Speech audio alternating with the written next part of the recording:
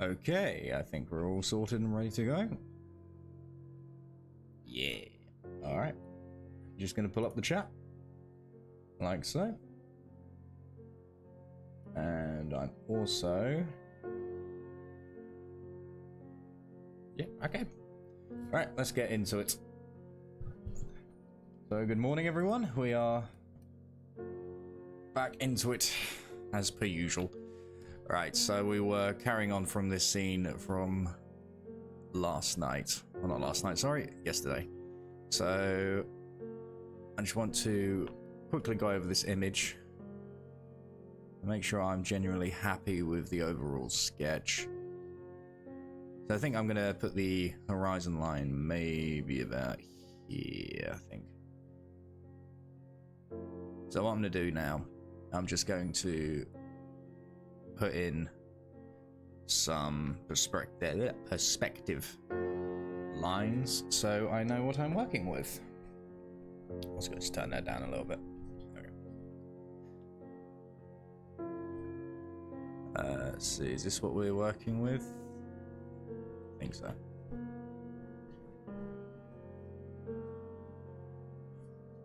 So I'd say this is going to be a relatively big shot in comparison to what we've got in the rest of the video. And there is going to be a few insert shots that I'm going to place over the entire frame, predominantly close-ups of the firearm and potentially the actual death itself.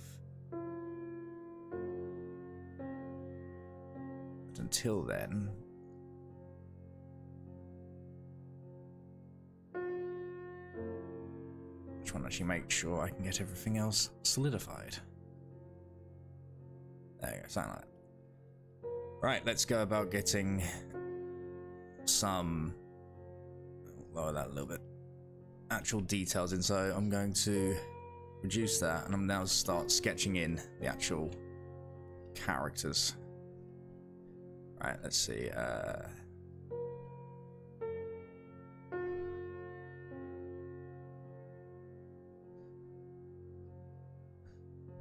Okay. I think something like this. I think I always struggle a little bit when it comes to heads and faces looking down. I can never quite excuse me, never quite get it looking as good as I'd like.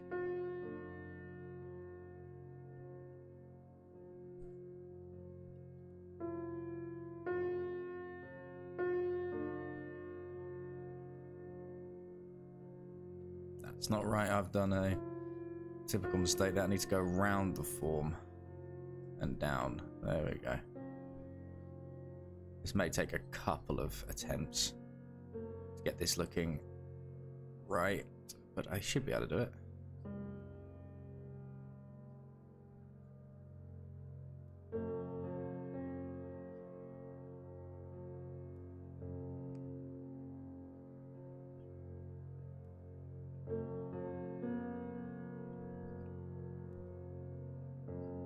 Like that.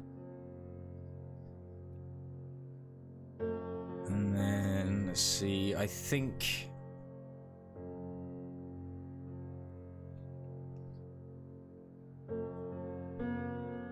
when it comes to the overall expression I want to go for here, obviously I want it to be just pure rage.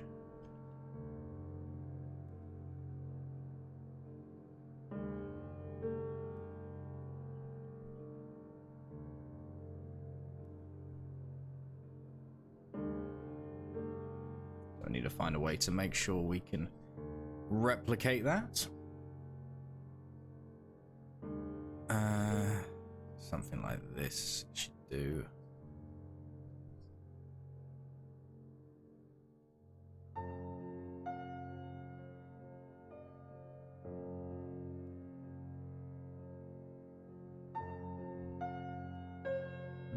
No, not happy with that. I'll get the top part of the face done, and then we'll go about looking into facial features.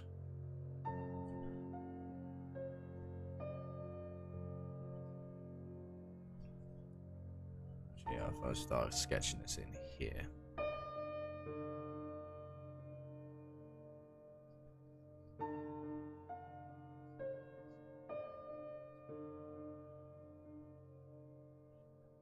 And then over here.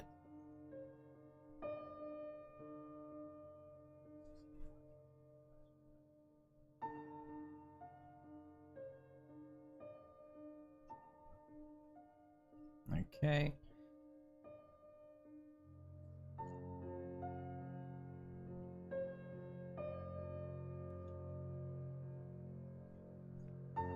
It's going to take a little bit of work to get this looking natural and not a bit squiffy.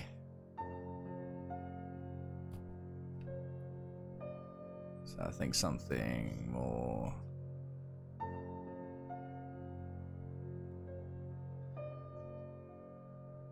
That eyebrow needs to go up, that's what I'm having issue with.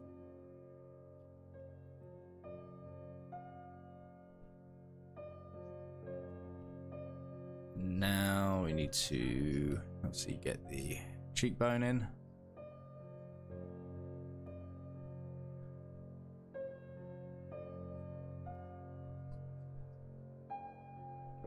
Something like that, and then down, and down, and then across.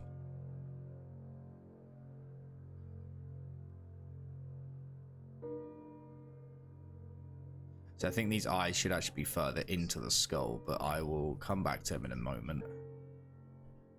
But now I just want to make sure the head is looking relatively okay.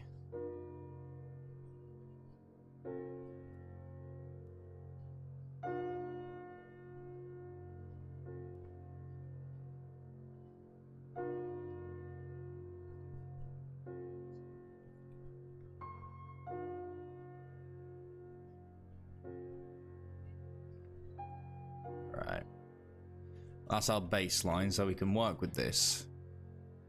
So, fine now. I just want to go straight into ink here, because I think I can ink my way through this. So what I'm thinking is something like this.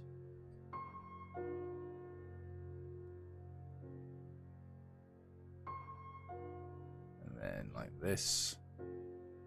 And like this. And then like this, maybe? Yeah, that looks better. Alright, now is that the right distance? I think I need to make that a little bit larger. I think I need to do that, I think. And then I think we need to do this.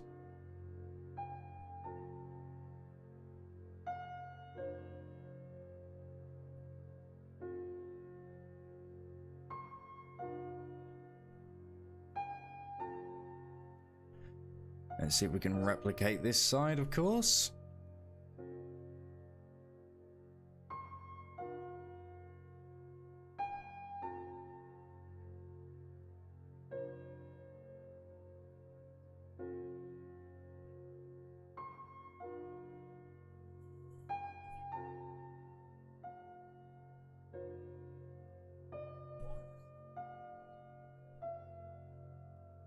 So I can make it so he looks more down at the man in question, but I think for now I just want to make sure I've got the eyes in place.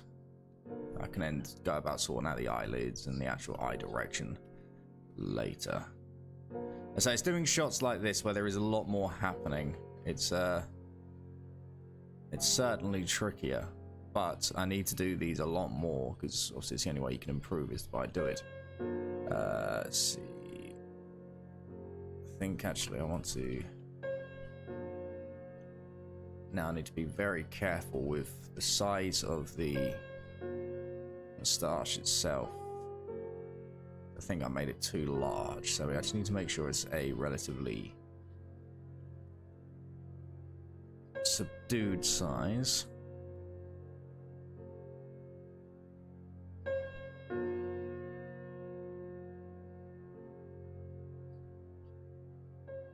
something like that should do.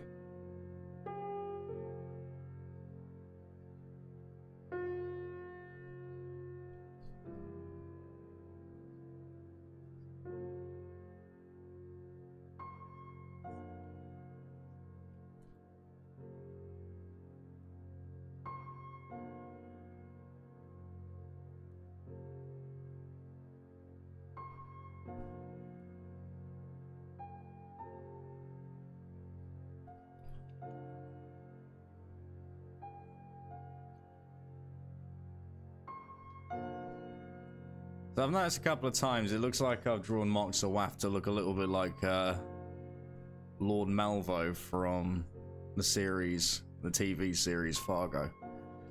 Actually, recently, well, I watched season 1 and season 2 of that show, and I absolutely loved it. I started the first episode of season 3. I didn't get very far into it, though, I won't lie.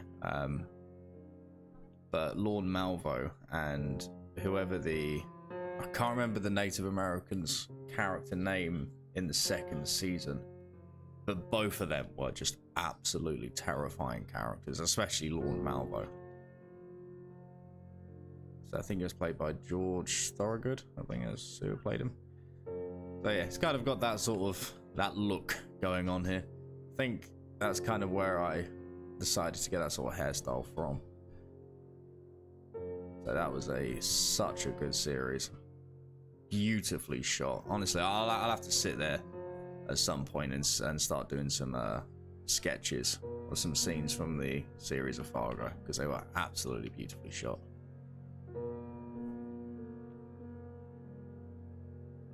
We need to obviously pull that down because that's going a bit weird. Now it looks like he's got a huge brain, something like that. Right, and now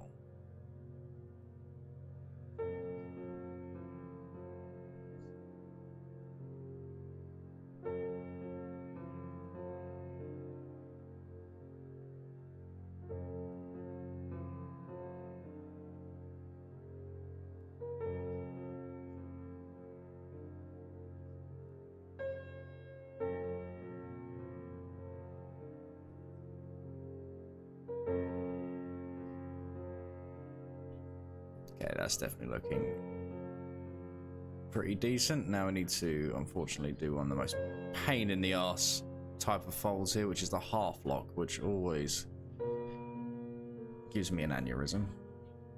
Hey man, good morning. Just woke up. How you doing? I'm doing pretty well, my friend. I've literally only been streaming for, I don't know, 4 minutes, 5 minutes, if that. How are you doing this morning? So we're just going through the quick ink sketching stage of this scene.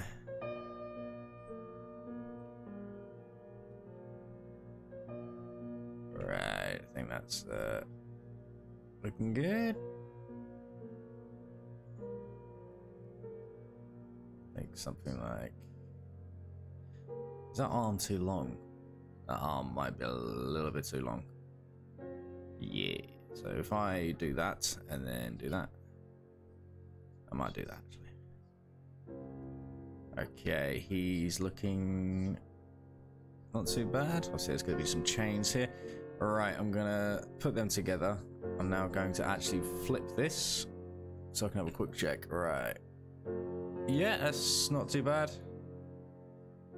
Not going to beat myself too much when it comes up to doing clothing folds, because clothing folds can confuse the hell out of me.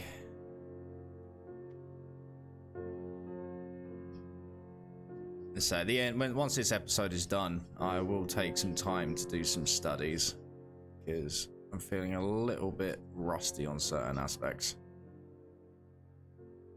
So let's just go about getting this in.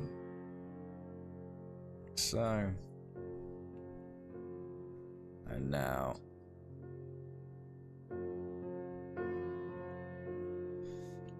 we're definitely getting there. We are definitely getting there. So I'm hoping that by the end of this stream we can have a couple of these style of shots all done. That would be great. That would be lovely. So I'm really trying to push across this sort of rage this scene. So we'll be adding a lot more lines to Mark's face, despite the fact he was not exactly old. But I want to sort of show that deep-seated anger that caused him to do this.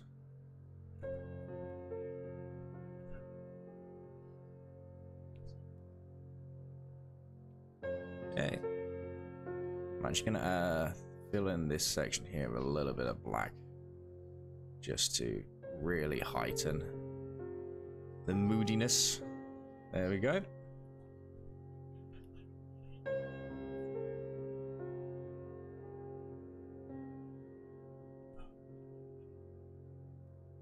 Okay. Now just got to replicate that on this side, of course.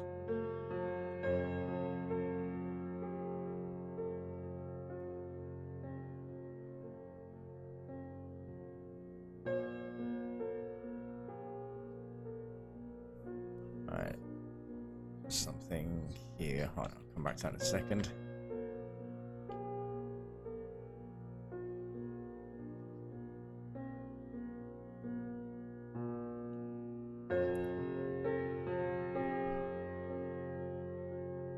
Right, so I think this eye should actually be a tad bit closer. Think more about there. I think that should be, say, yeah, about there should do it.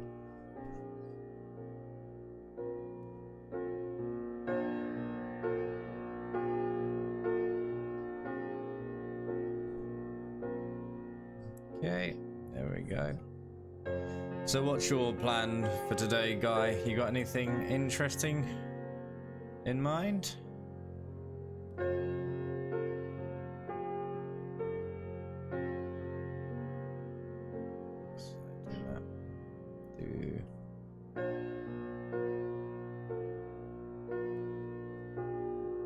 There we are.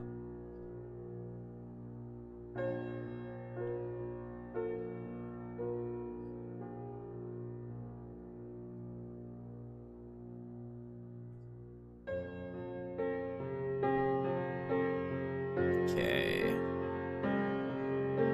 Right. Definitely starting to see some interesting shapes pop here. Not really. Fair enough.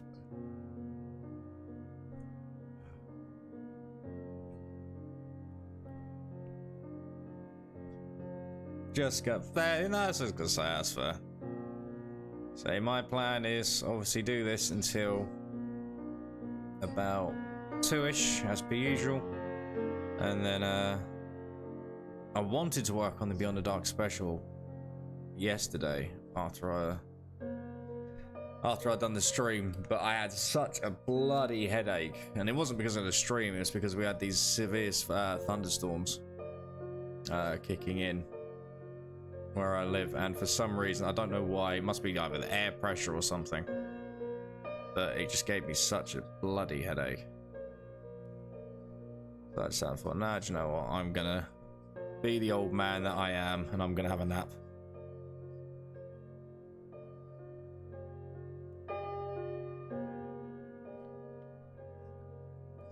Do I like the way that hair's just been? Yeah, that's fine. That'll be fine. So once the face is in, the rest of it, it's the rest of it should fall in place pretty quickly.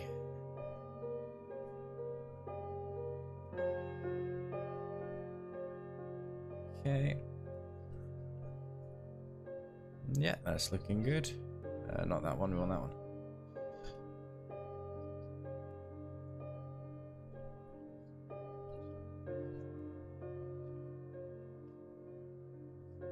Let's see, we want this line to be more about here, I think.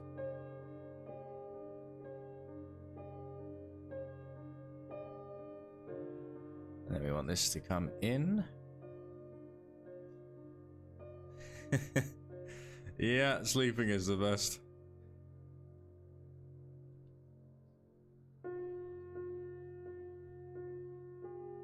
So around about there we go. I think it was about 4:30. I'd start doing dinner and whatever else. So I normally end up heading to work about 10 past 6. And all I wanted to do was just crawl in bed. I just wanted to crawl in bed and say, nah, I want to be paid to sleep. That'd be perfect. But unfortunately, I'm an adult. Josh McCutcheon. Sorry, I'm dyslexic. Just watched the... Wow, my brain is not good with words this morning. Let's try that one again. Just watched a bunch of your content, my dude. You're fantastic. Whole catalogue is something I hope you're truly proud of. Doing the Commonwealth proud. Lots of love from New Zealand. Oh, another person from New Zealand. I seem to be gathering quite a crowd there. Thanks, Josh. I did say Josh, didn't I? Not John. I think I said Josh. Well, thanks, buddy. I really do appreciate it. And yeah, no, I really do have a lot of love for Beyond the Dark. It's the biggest passion project I've ever had. I mean, I think the live streams show that. I think we're on hour 26 now. Live streams. But no, thank you so much for your kind words, buddy. It really does mean a lot.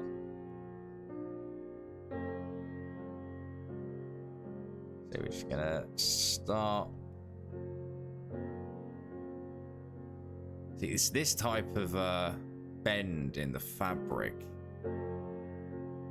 that always confuses me a little, because obviously the shoulder itself is twisting towards well, more.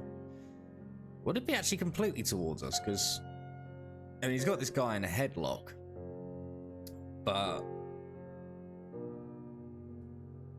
I mean, it could be. I could actually, yeah. I think if I, because overlap is one of the biggest things you want to do in art, if possible, because it really does add a sense of depth. What have I just done with my bloody pen? There it is. So I'm going to raise this up a little bit, and then that way the collar can get lost behind the folds, if that makes sense. Probably not, but by doing that, it'll kind of give a little bit more indication of what's actually going on. And then I think we're doing something like this. So we'll do this and then do this.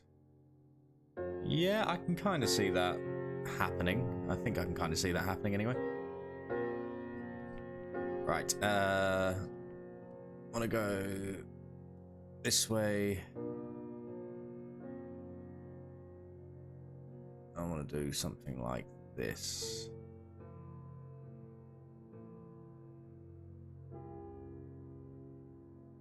And then I'm gonna ease this around. That's not what we want. We want a half lock. Something like that. Something like that. Something like that. And something like that. Right, that should be... Yeah. Well, I'm just gonna get some basic folds in, and then if I want to make them more crinkly, I guess, that's something I will do. There we go. Right, so if I now do that,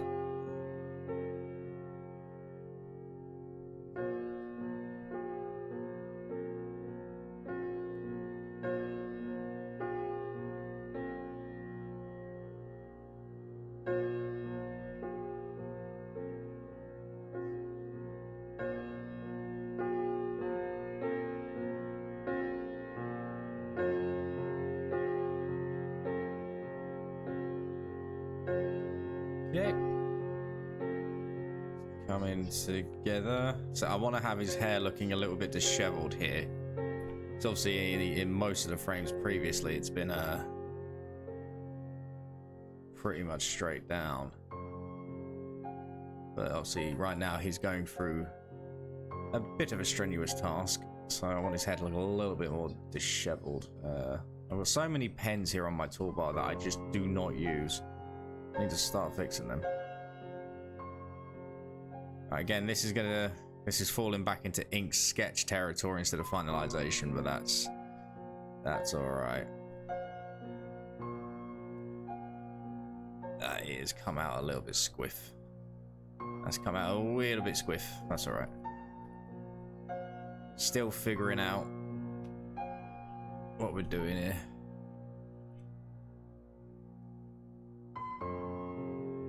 Okay. But I hope everyone is doing well this morning. And so we're at 9:15, so we've got plenty of English, plenty hours of the stream. So we're going to be here until 2 o'clock in the afternoon, which is for my time anyway. Down here? Something like that should do it. But if you do have any questions about the channel or about any art processes or just any random question at all, please do not hesitate to ask. Because I do like to talk absolute random bollocks.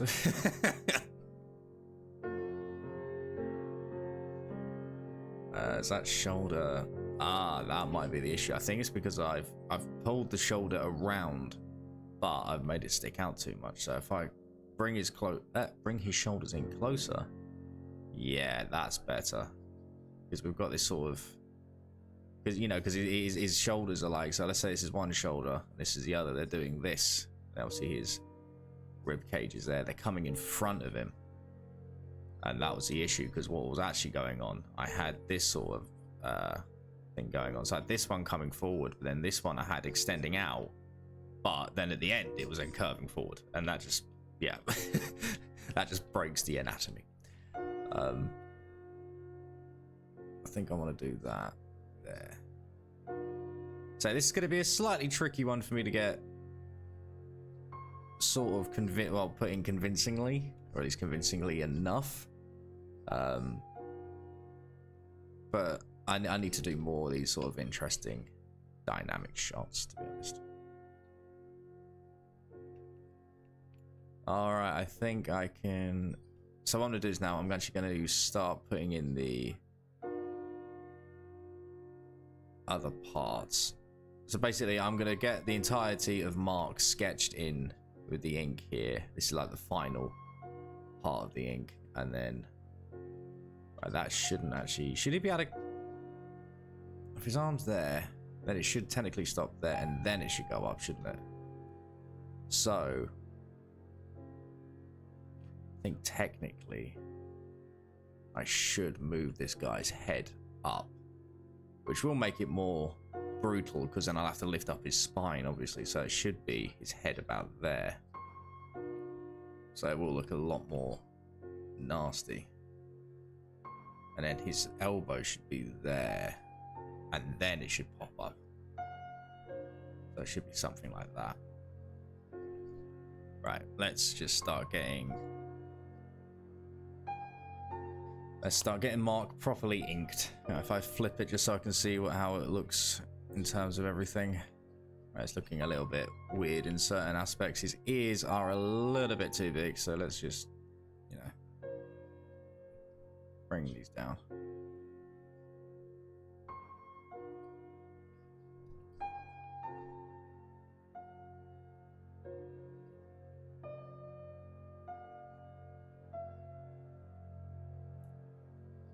Alright, so let's go about doing the final for Mark's inking.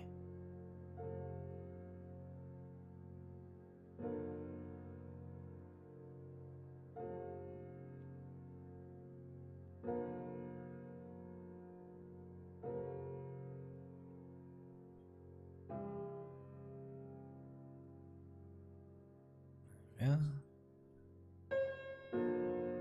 Something like this.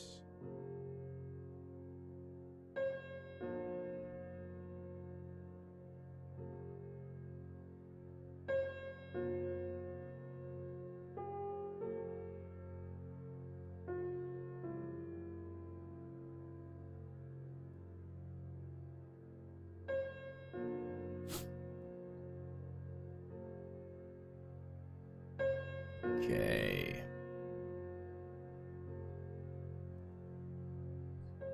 I think that might need to be shaved in. Yeah, shave you in.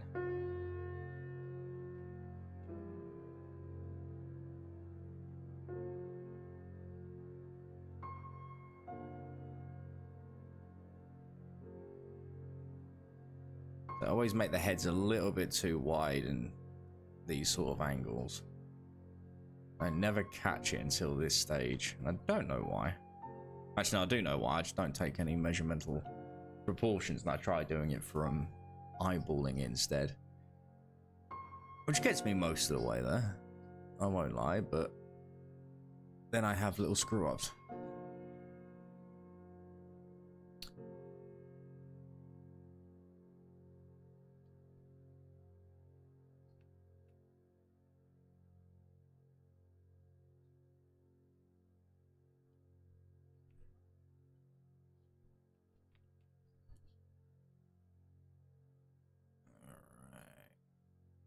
Oh, as our music finally ended, I think that was a 32-minute track. That was actually quite nice. It was different to what I normally listen to.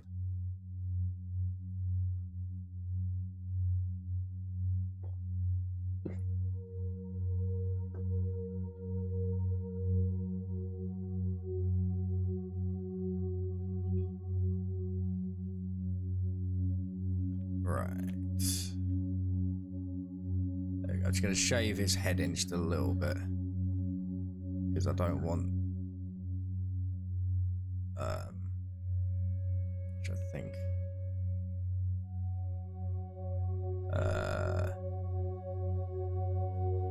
that's what was going wrong. I was putting the jaw down instead of up.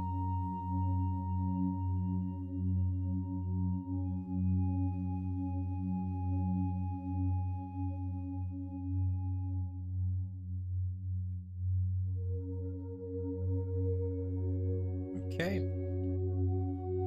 Now I need to put the ear here.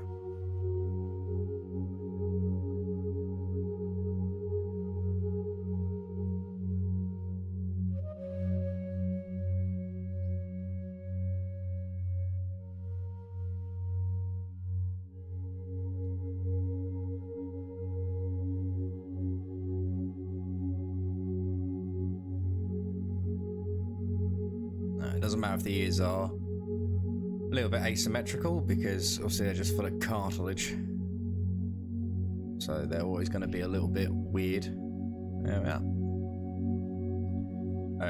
Okay, now hopefully we can do this and then the head is finished and I don't have to do it for like the 6th time.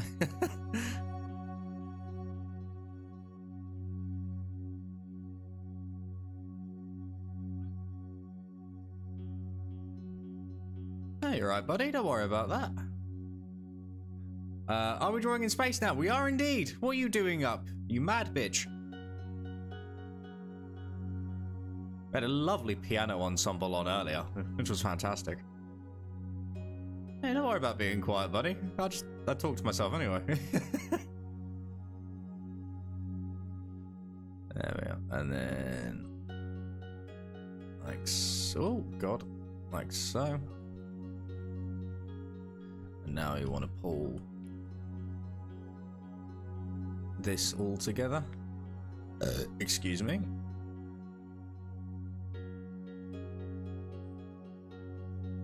Yeah, I can see him coming together now.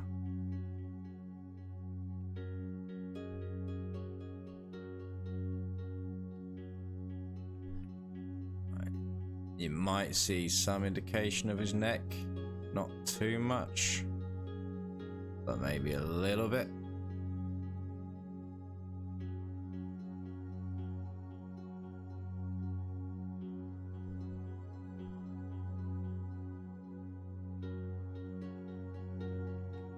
Now we need to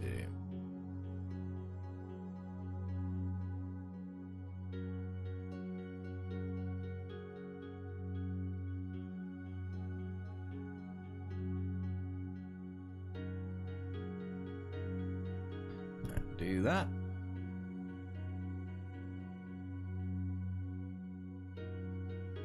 My dog keeps chewing on something and waking me up, so I'm biding my time until he falls. Well, thankfully I've never been there.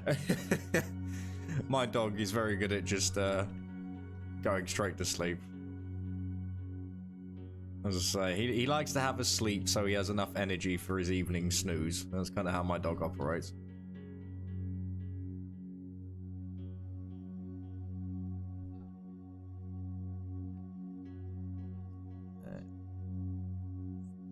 But regardless, thank you for popping in at this time. Was it about 2 o'clock, 1 o'clock?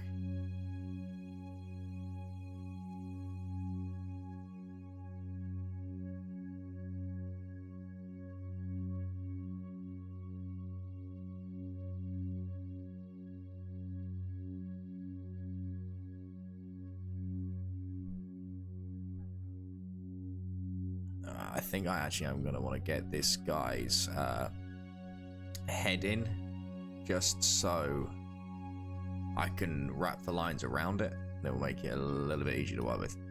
So I'm going to just sketch this out. Unfortunately, my dog is also high energy.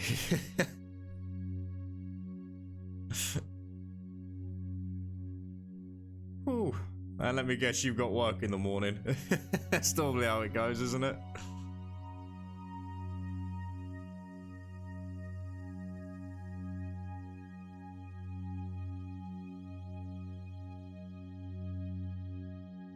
Alright, so we want him to look obviously surprised.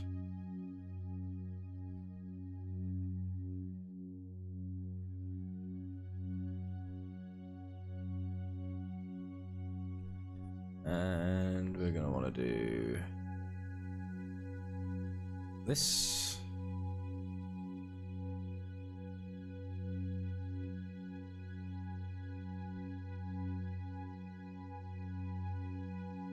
Oh, okay. There you go. So it's not all bad, but you may lose your day because your dog kept you up all night.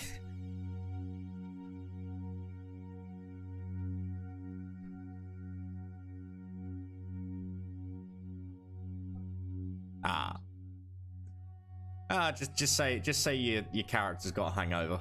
It requires a lot of sleep.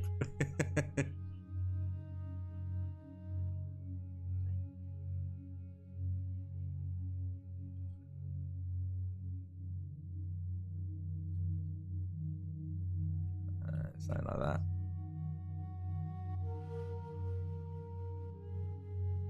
And something like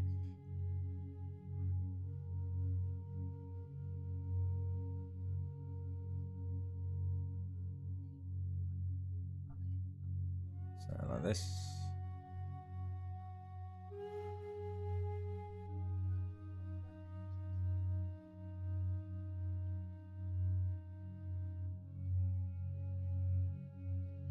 Something like this. Something like this.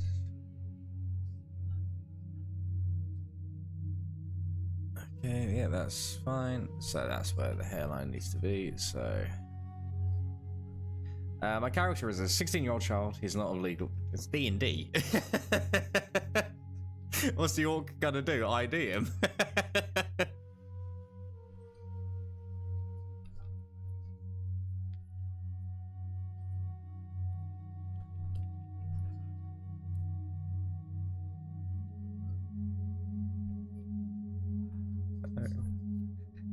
Besides, that never stopped me when I was 16. But I think from 16 to 18, I spent a majority of my time either high or drunk. That was my teenage years. Let's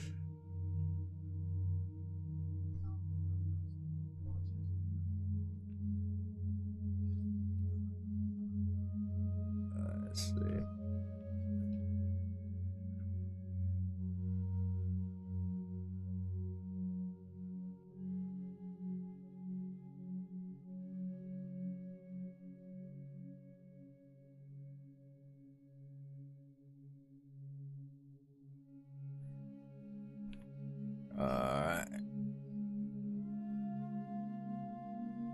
What do you mean that explains so much? You know, it's like small town, middle of nowhere. That's the only thing you could really do, to be honest.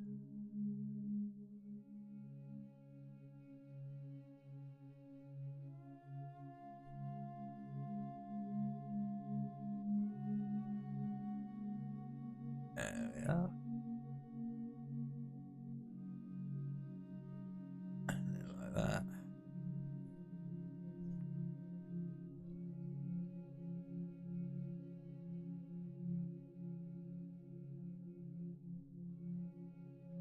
Yeah.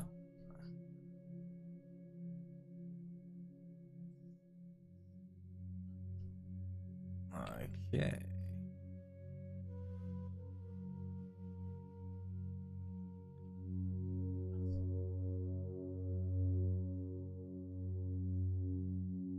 Alright, I think we're getting there. This one. This is I want this to be a rather interesting shot. So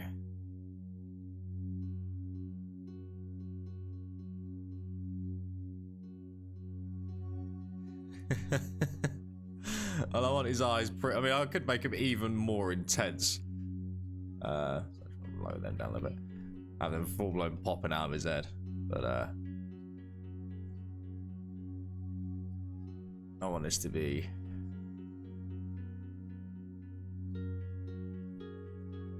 just right. So I'm starting to trying to make sure I put a lot more expressions in the illustrations I do, because it's something I always forget to do, and I don't know why.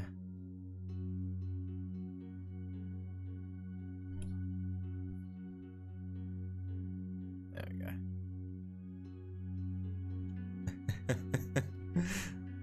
go. I'll add some intensity with the lines, but I want to just get through this section here.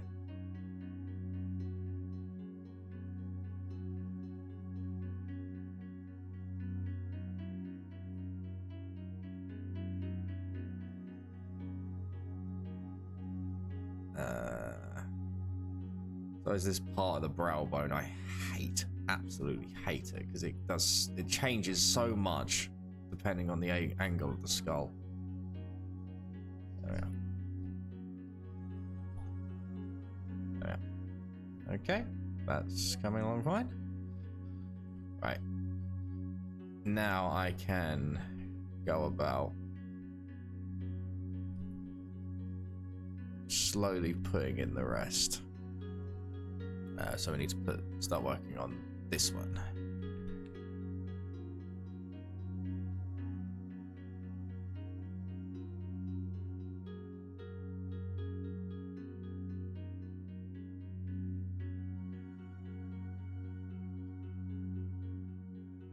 So we should do it. Excuse me. And like this. No, that's wrong. I don't like that line.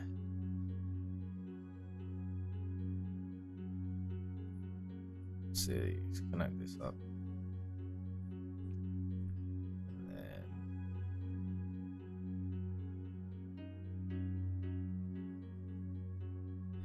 And then he's basically getting excuse me.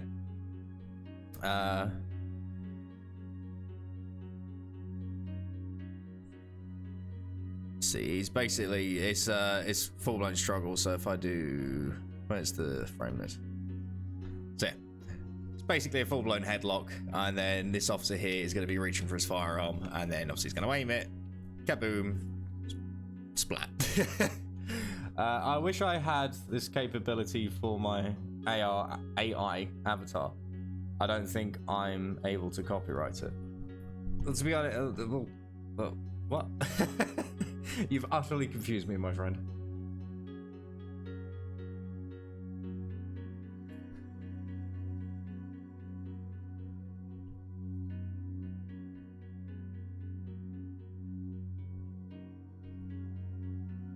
Let's see.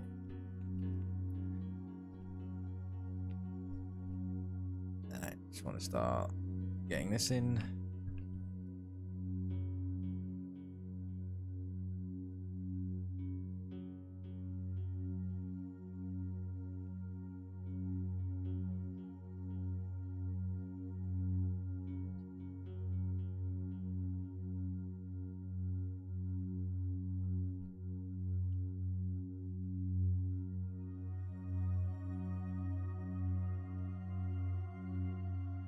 Okay.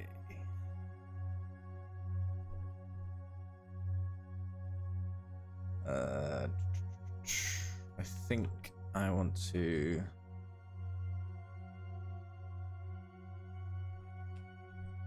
If I start adding in some pipe folds, start adding some indication, should be okay.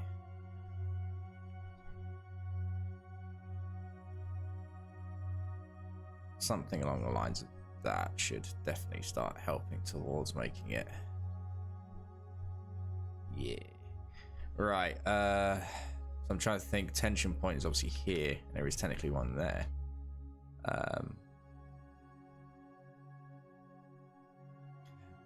It's just my permanent. Right. I have no idea what you're talking about, mate. I won't lie.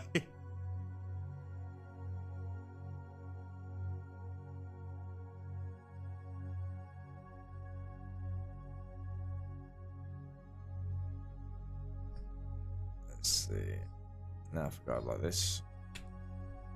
So I think there will be a tension point like this around here. I think here there's going to be a lot more bunching than normal, and I think we're going to then come down in this regard.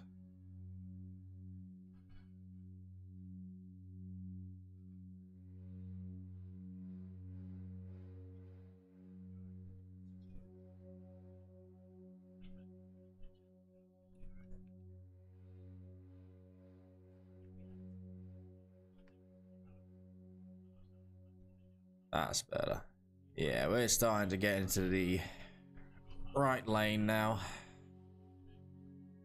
I knew this one was going to take bloody forever. Alright, okay, so we want something like this.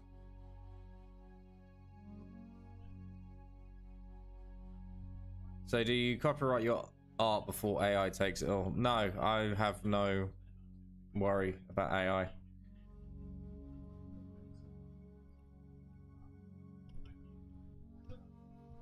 I've had this conversation with a couple of people, and I don't care about the whole AI thing. Let's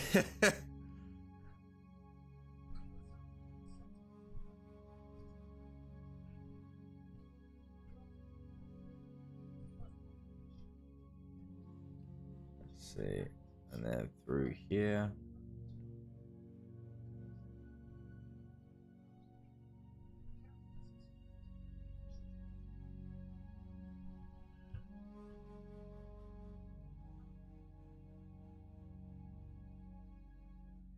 And then oh god, this is gonna be a pain of an angle.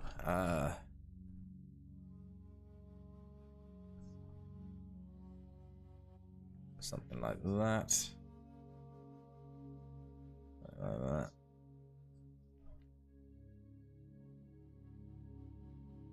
Something like this.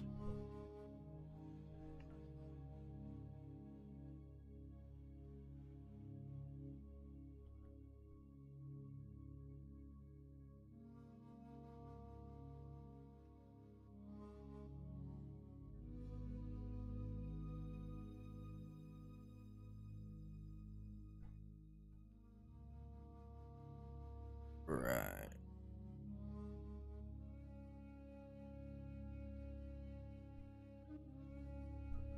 Okay. I think now.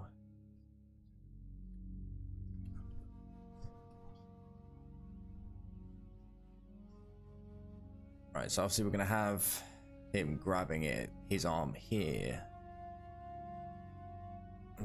God, I'm really trying to picture this bloody arm placement. Because I was gonna have him grabbing his own forearm, but I think he might actually be more like that. And then maybe grab his wrist.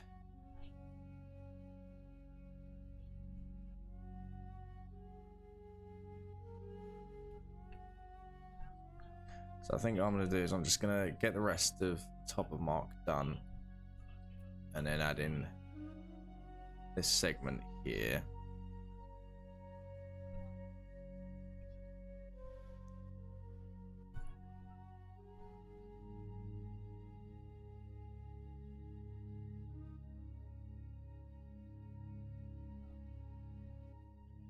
Alright,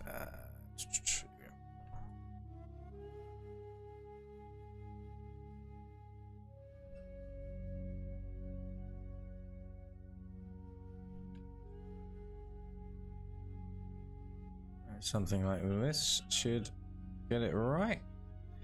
My dog keeps trying to eat my hand every time I attempt to write a comment, and when he can't, he punches me in the face. That's because he's a good boy. Don't blame the dog. Sounds like a you problem.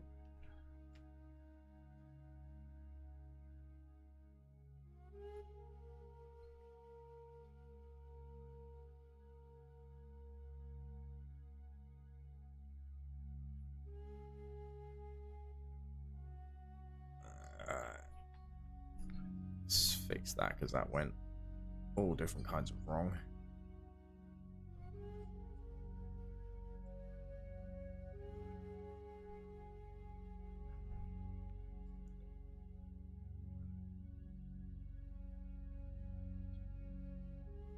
Well, what I've currently got right now is pretty much how the pose is going to go. I just need to actually to make sure I stick to my general mannequin I've got there. So I don't want to go too complicated. Just want something nice and simple, and then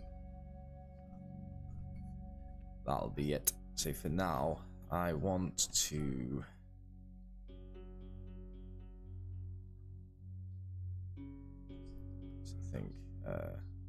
Okay. I think the problem is I think I'm just overthinking it. I think that's the main issue. Oh, my phone dingle-dangled. And it's just a stupid marketing text, because of course it is. Right, yeah, I think I'm overthinking it, because a lot of the arms are going to be interlocked anyway, so... If I do that, and then just get rid of everything, I can kind of... Yeah, and then his arm is going to be there. Not gonna lie, from all my clients' horror stories, this must be what a Thai massage feels like. Do they go in expecting one thing and get something else? Is that the situation?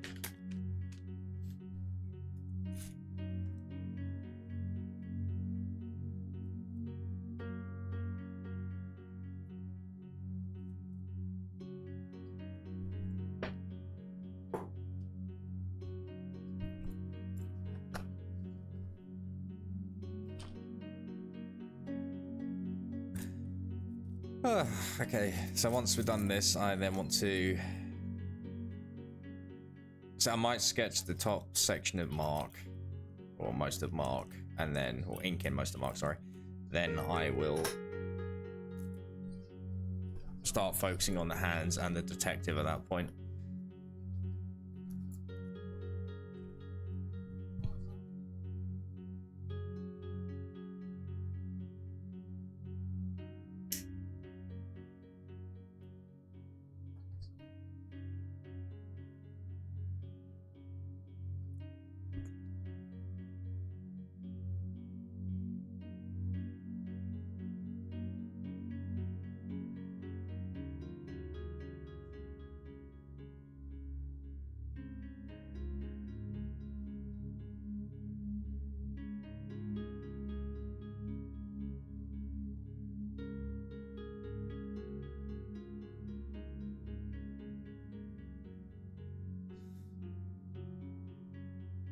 From what it sounds like, they expect a Swedish massage and wind up getting a borderline physical assault. What's going to be the background? Well, because this is obviously all based on a true crime case that I'm working on. The background, this is actually going to be the Kentucky woods in Harlan. So this is all a true story that I'm working on. Which, I don't know if you're new to the channel or... Oh no, wait, that's Guy who's talking, sorry. I got confused. Yeah, it's just gonna be the a Kentucky forest. It's gonna be a little bit more detailed than some of the other ones I done yesterday, because obviously this is gonna be a much larger shot. But we'll get to that. when we get to that. But now, obviously, we want to make sure this is all coming out fine.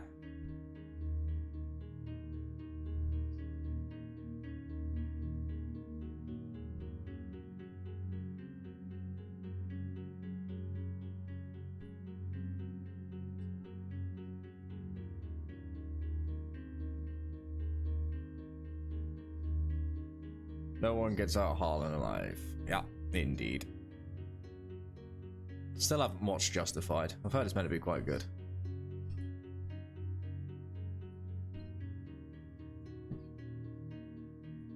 Yeah, no, this takes place in the exact location where Justified is based on.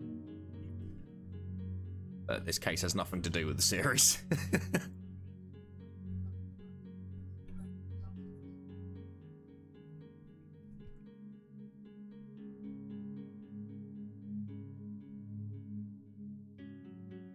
If this in Kentucky, make sure there's a really vague outline of a KFC somewhere. Doesn't matter where you are. You could be in the middle of the wilderness, and the Colonel is always watching.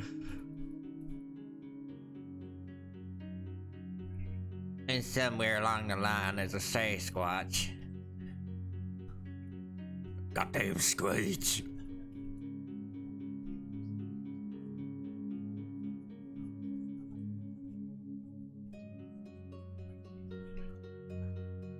His hair is bloody annoying me. I'm gonna leave that for now, otherwise I'm gonna be here all bloody day redrawing it.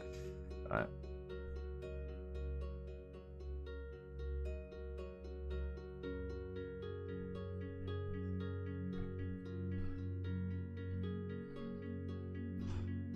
Alright then.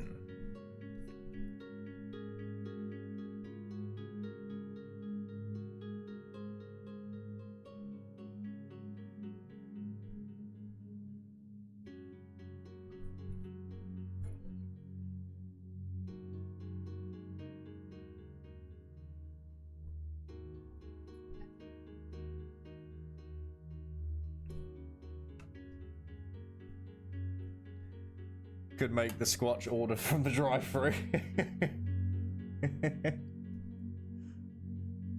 This hairy son of a bitch just ate all the chicken nuggets. I don't know why I'm doing a voice. I'm entertaining myself. Right.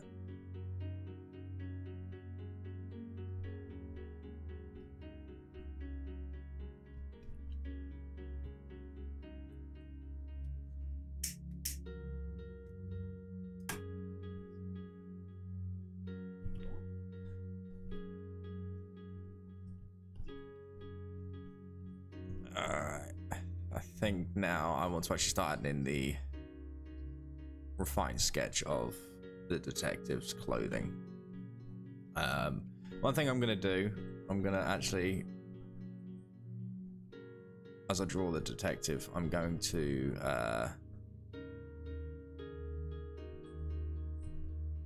sort of blend his body into the grass.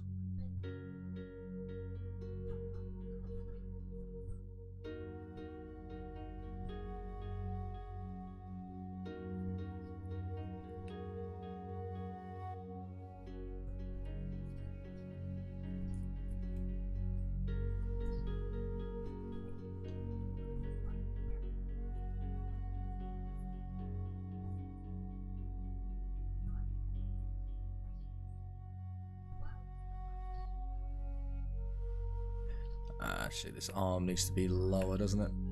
Excuse me? So the arm needs to be about there.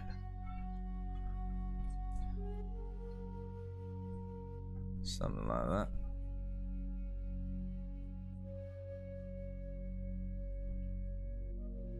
Okay, and then obviously that collar's getting wrapped up and screwed around. So we need to go something like this.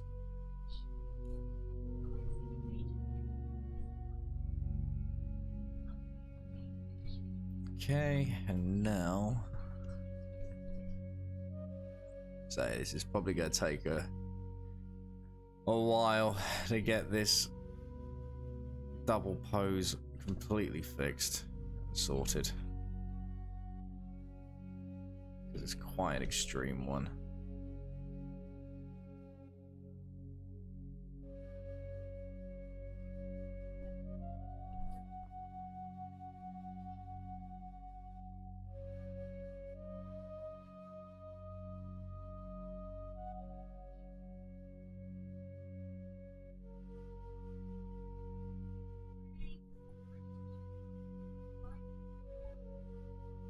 Okay.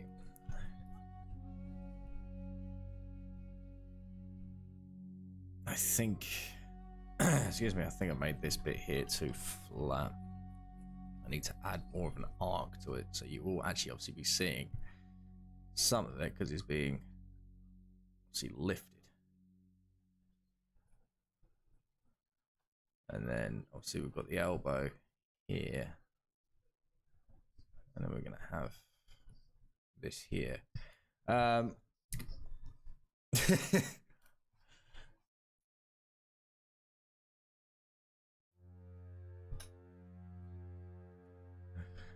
I'm gonna have to make myself a coffee in a minute.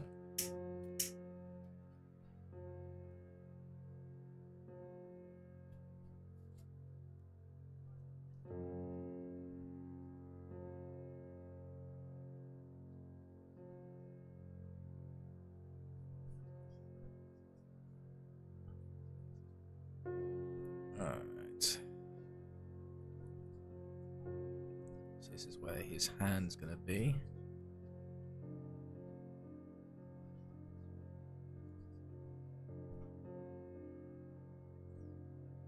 Alright.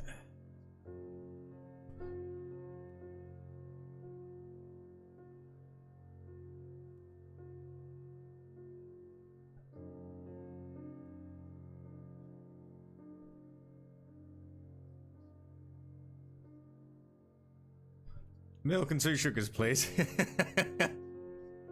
You know where the kettle is.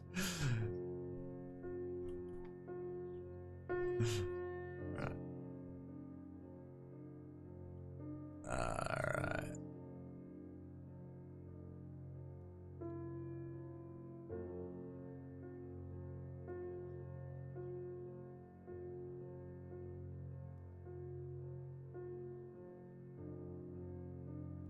Let's see. Got now add in the hand, which is always fun.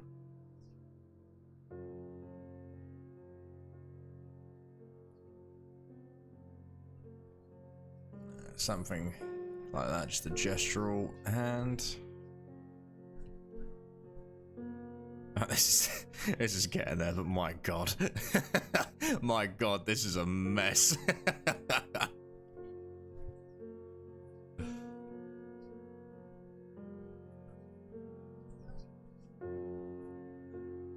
Let's see.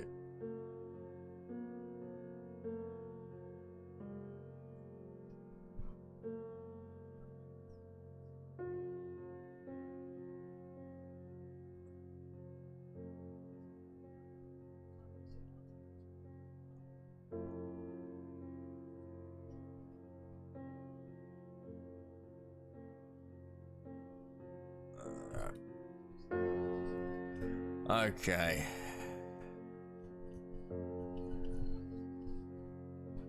And now I need to flip this because I'm starting to get lost in the lines.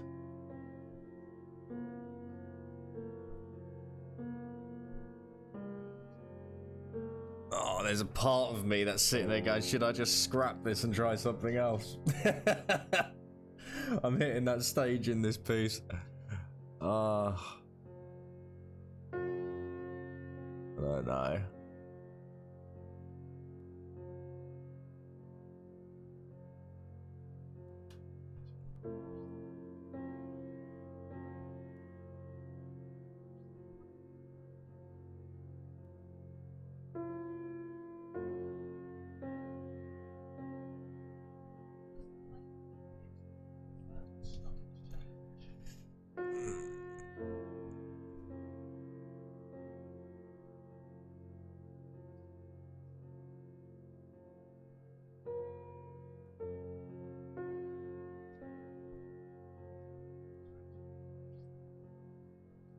I don't know if I'm actually happy with this or not. Part of me is wondering if I should just do something a bit simpler. I'm gonna sketch in the actual, not sketching, I'm gonna ink this in. Because I've got plenty to work with now.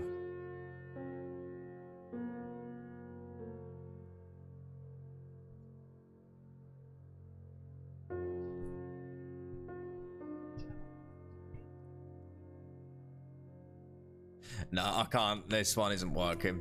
I'm not happy with this. Ah, shit. Alright, we're gonna have to do something else because that just was going to crap. Could not see my way through that one. Alright, let's see. So I do need there to be a struggle, but it needs to be not something simpler. Something a little bit more planned. I'm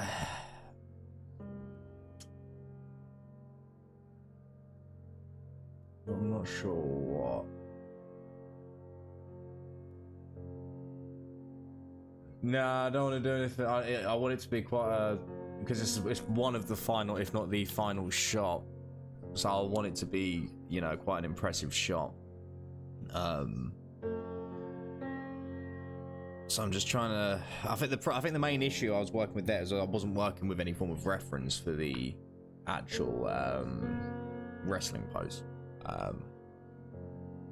and also because Mark's hands are supposed to be. I'm going to break that rule because it's just adding an extra level of difficulty. But they're supposed to be completely tied to his waist.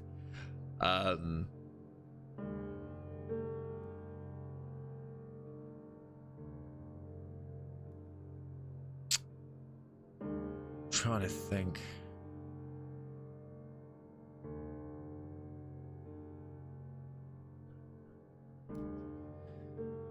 I think what I need to do, I think I need to get just a ground plane set up first.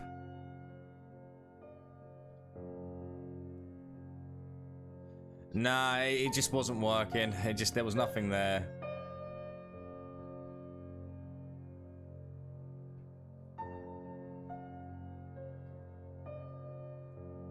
The issue was going to be I was going to end up finishing him, and then I would have had to do the entire background, and it would have had no direction.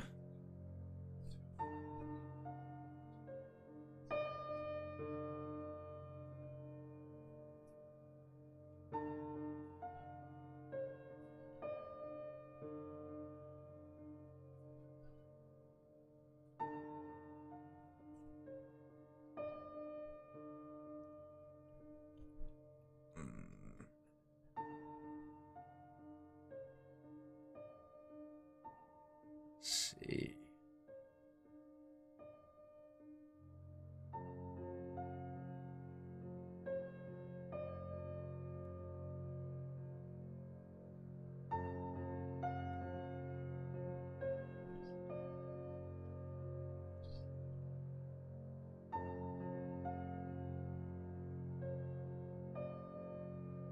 Okay, I could do.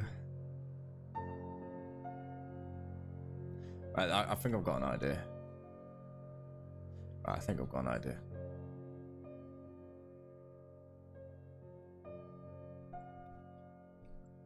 This will be simpler, but it'll still be relatively dramatic, and as I say, it'll be a tad bit easier for me to work my way through.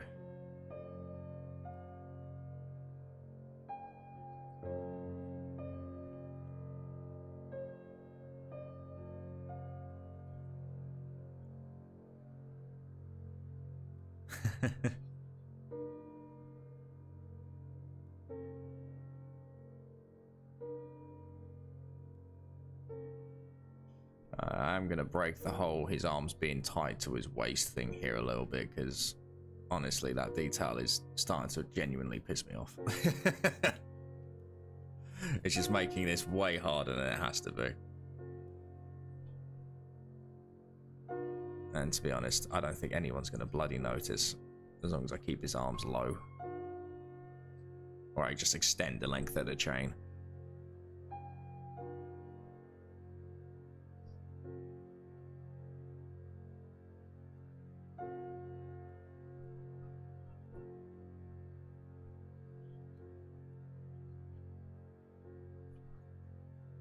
Right.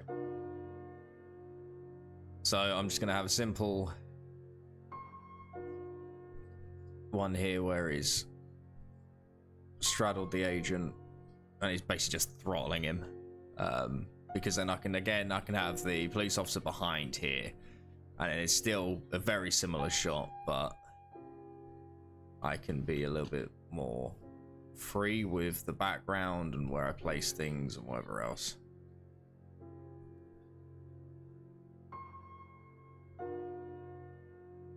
Let's see. The way I'm gonna do this, I'm actually gonna get Mark pretty much sketched in first.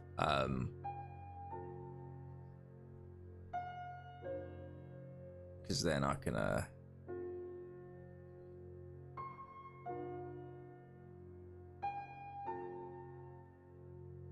see what I'm working with.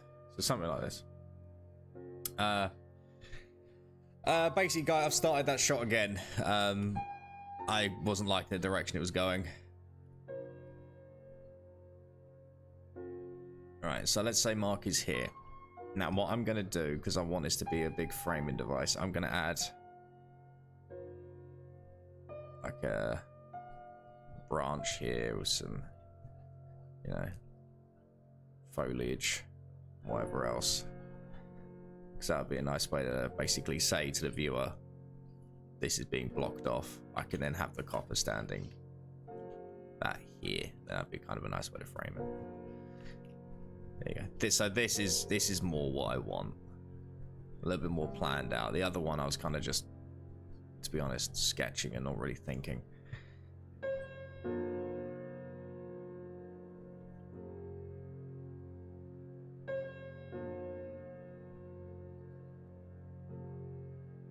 Alright, now let's sketch in.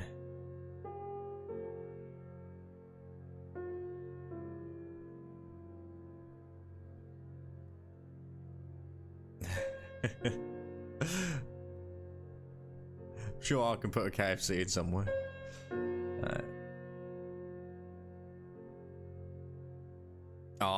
There's a real major part of me that wants to put in the police car here, an obvious route here, and but cars are such a nightmare to draw. But there's a part of me that really wants to do it. Like, the attack happened just as he came into the woodland. Alright, so let's just start roughing in this part of the foreground.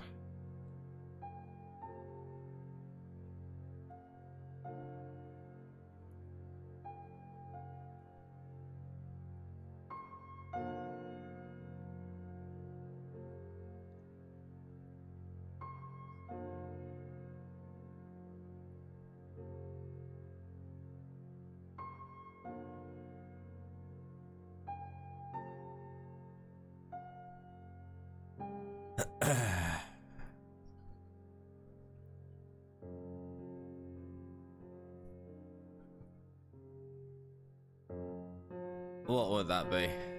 What would be cool for this shot?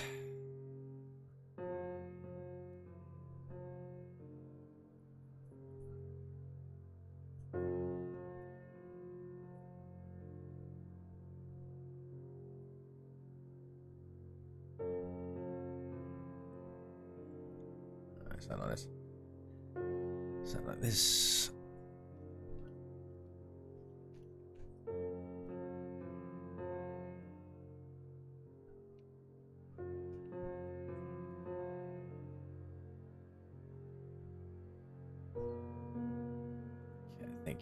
He actually needs to be more there, just to fix with the overall perspective. I might make him a bit shorter.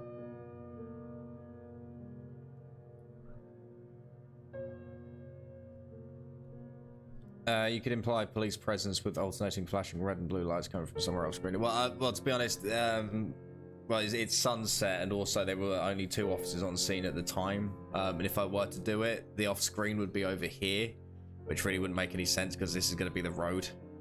I have done that. I've done that with Ubam Kun. So it is definitely a good idea, but sadly, I don't think it would work for this shot. And then I'd also have to put it in Blender, and you know, I don't want to do that.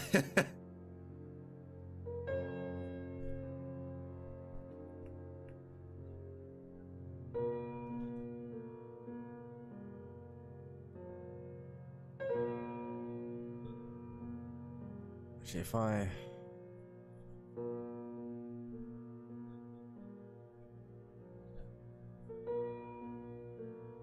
just as a rough sketch, I could technically, yeah, why not?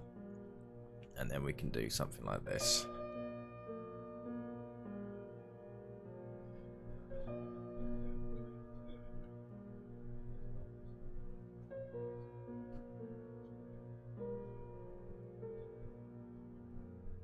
And then there'll be maybe a something like this. And something like this.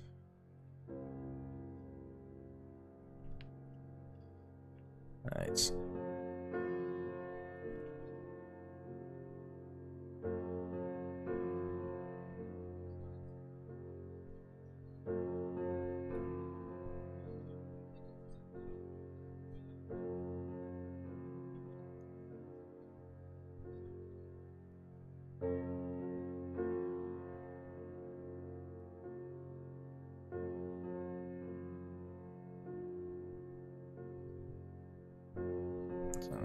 Something like this. Okay.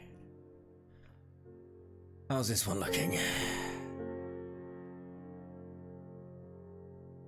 A bit rough.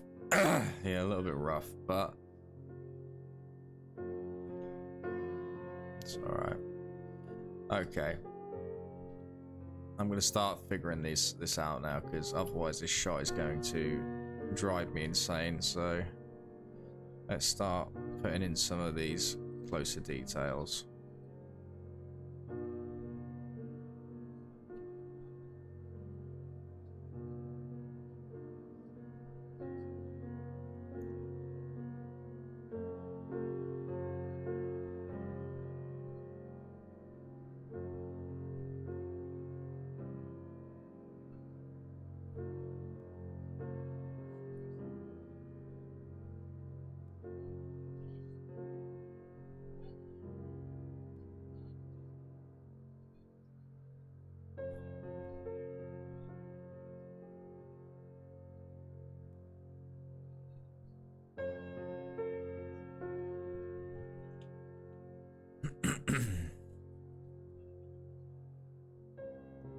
Alright, and then most of these.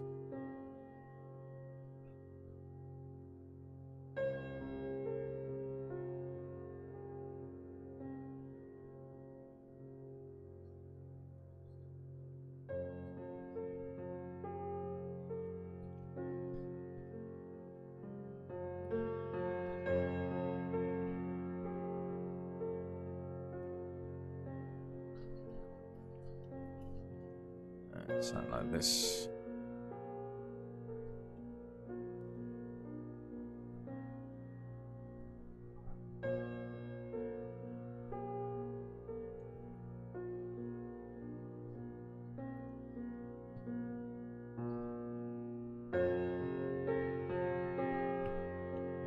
Okay, and now if I add a tree.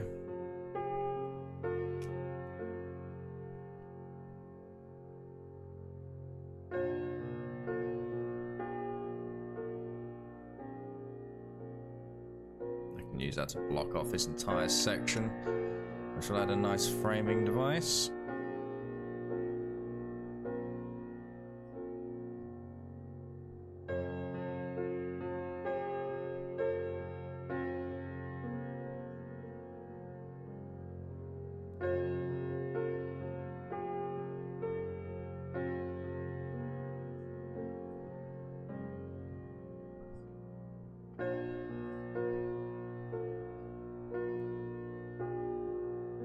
like so.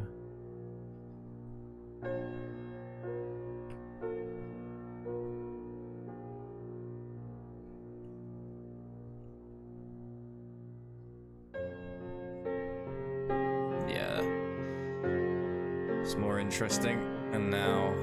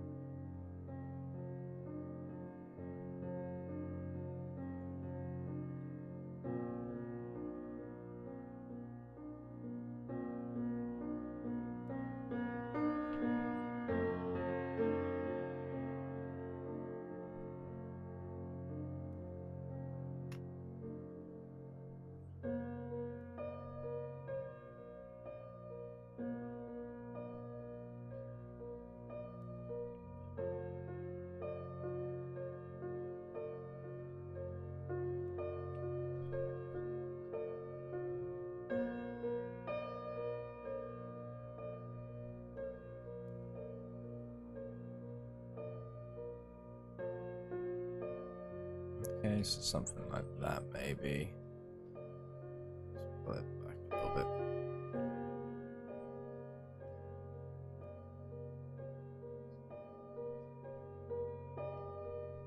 Okay. This is definitely becoming more of an interesting shot already. What I'm going to do now, I am going to actually very quickly go make myself a coffee, because I need one as well as a pee. So I can't be asked to sort it out in Streamlabs. So I'll just put it here because I can. There we go. Right. There we go. I'll be right back.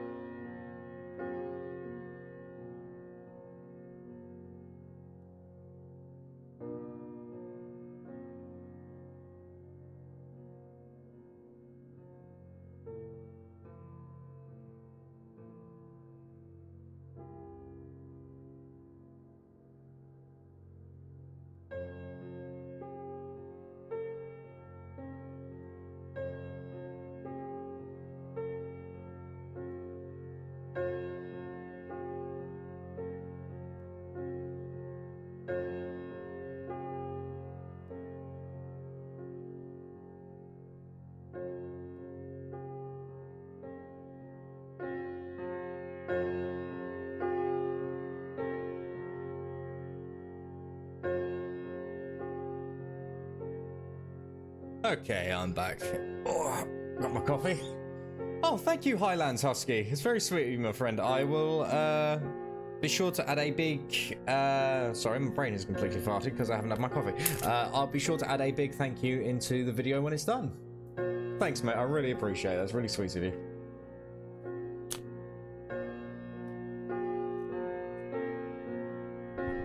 Right, so what we're going to do now, we're going to... Once we've got an interesting foreground going on, which is definitely getting there, I need to make sure that everything just stays in perspective a little bit.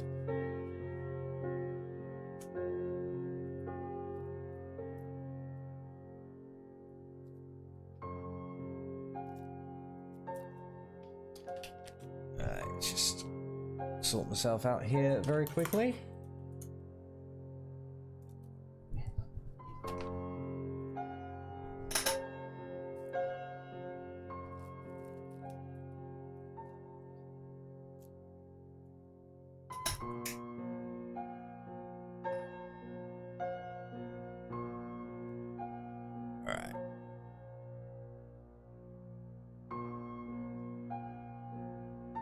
Lovely bit of coffee. And we're good. Alright, let's carry on where we were. When I'm not throwing stuff all over the place. There we go. Alright, so... obviously these foreground objects are really close, so I might do that. Push it back just a little bit.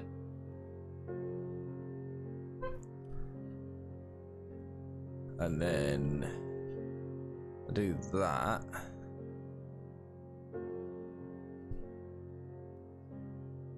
Make sure that we are... yeah, that's about right. Okay.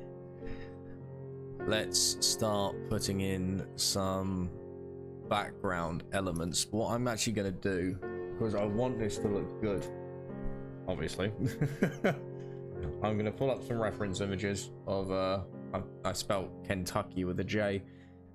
Apparently we're looking at Gentucky forests. There we go. So I'm just going to pull up some reference images so I know what I'm working with.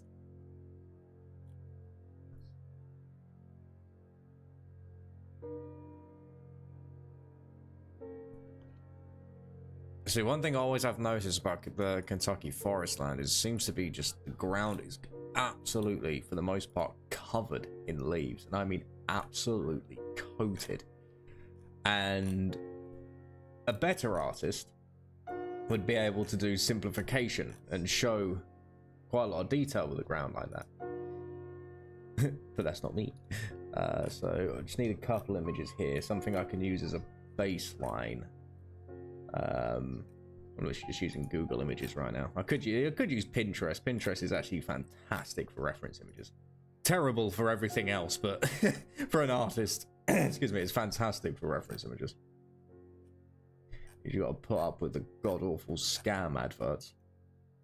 Why is there a picture of a dinosaur? Oh, okay, Cave City, Kentucky. Okay, that's why. I was gonna say, do they have dinosaurs in Kentucky?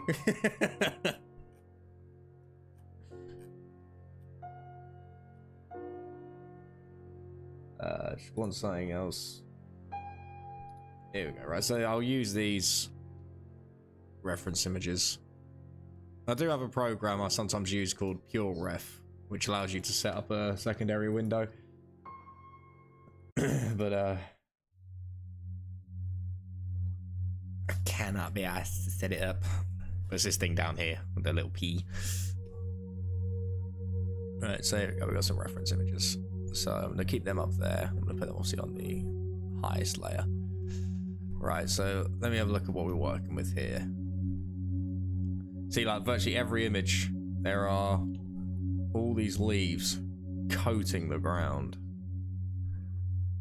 And then obviously a lot of little bits of foliage. Now I would like to try, but I don't know how I would... The only way I could really think to do that would be to do something like this. You know, as closer it is to the camera, the more you can see it in detail. Excuse me. But the problem is, because I'm not too sure how to go about doing it, it might end up looking like pebbles instead. And it might just be more of a pain in the ass than it's actually worth. My throat is very croaky right now. Excuse me. So what I'm going to do, I'm going to start getting in some of these mossy type rocks.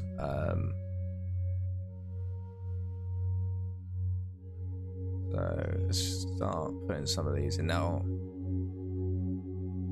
Need to remember my line weights here in particular, especially when it comes to making sure everything blends together. You don't really want to put an entire line weight on the bottom of them, otherwise it will look like it's a separate entity, which you want in some aspects, but by doing that it does draw the attention to it. Now I'm going to put one of these trees here that has this sort of strange bright. So these sort of trees here, where the leaves almost like point directly outwards instead of up. Sure, they've got a name, but it's not coming to mind.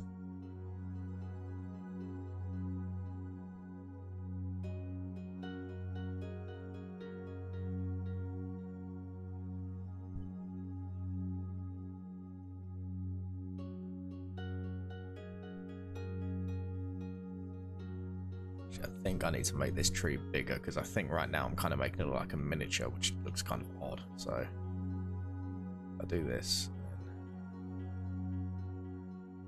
Actually, I think I need to start the. All right, let's start with a small.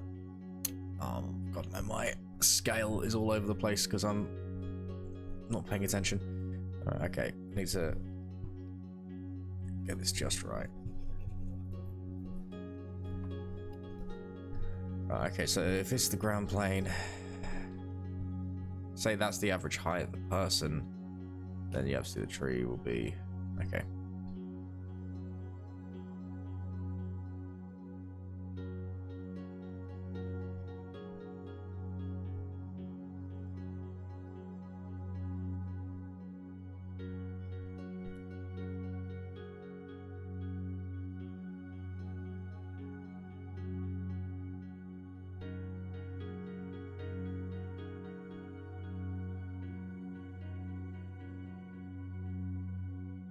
So foliage is,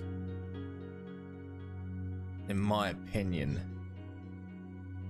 one of the hardest things to get looking right. Because you're talking about a form that is just pure organic.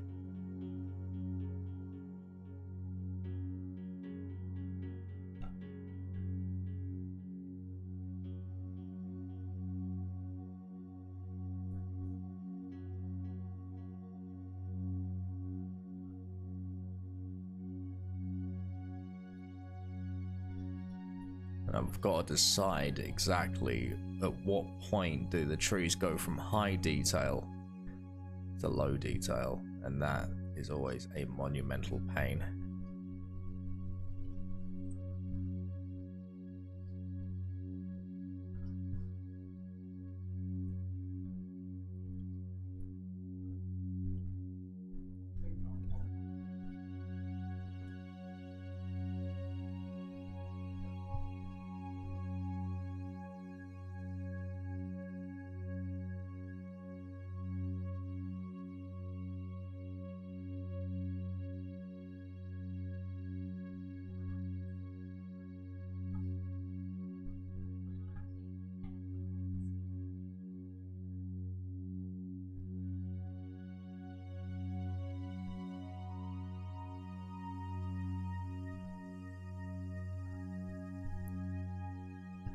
Okay. But are the trees happy and little? No. No, the trees are angry. Because they keep pissing me off, actually.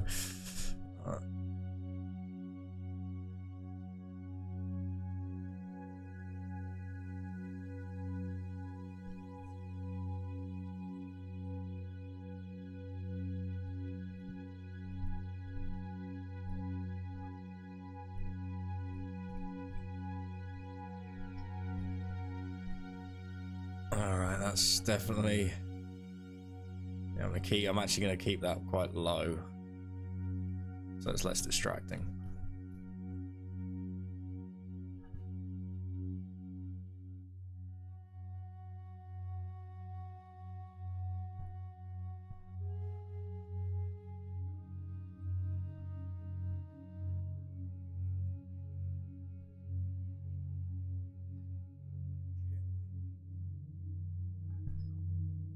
That makes no sense. What the hell am I doing?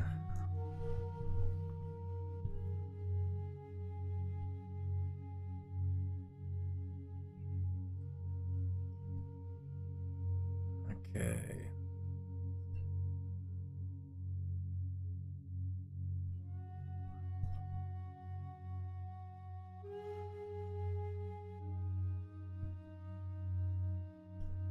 Alright, actually, if I...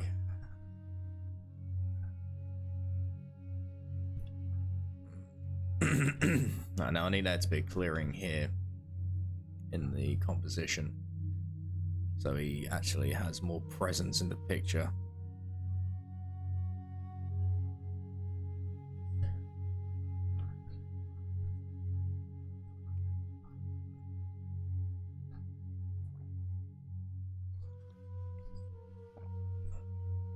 So this is definitely one of the more stressful shots, I won't lie.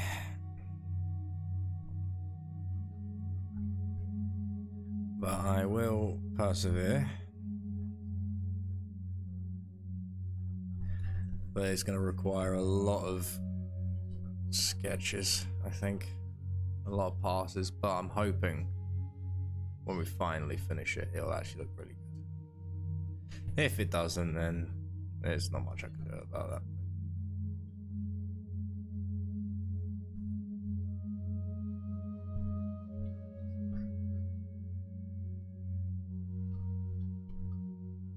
Alright, I'm thinking here. No, not that. There we go.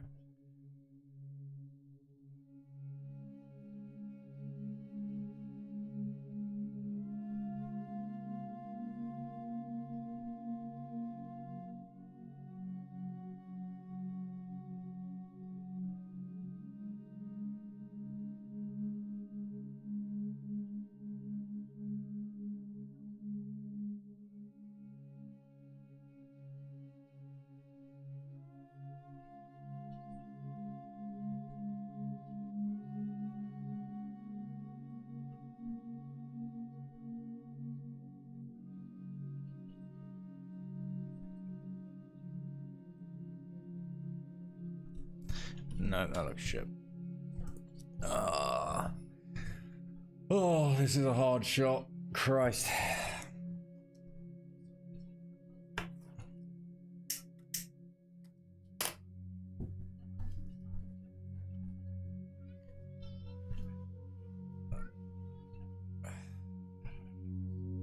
The issue is I also do a lot of flat land, which never makes any sense from a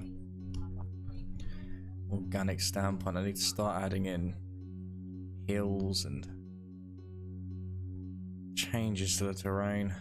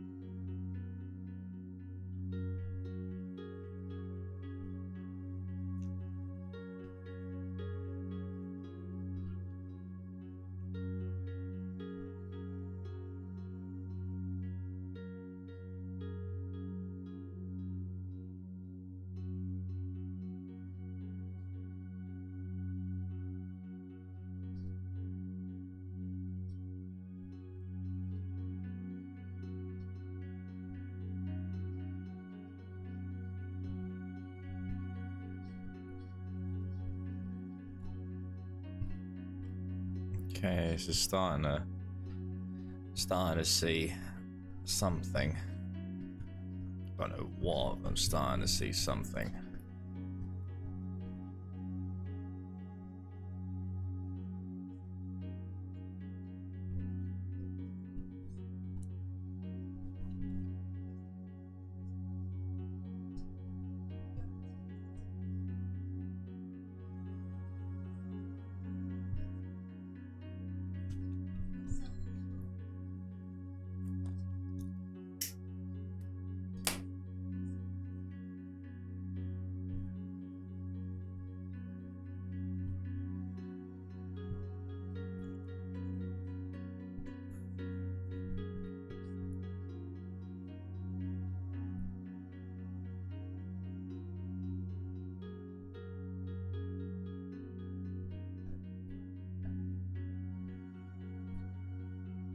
Okay.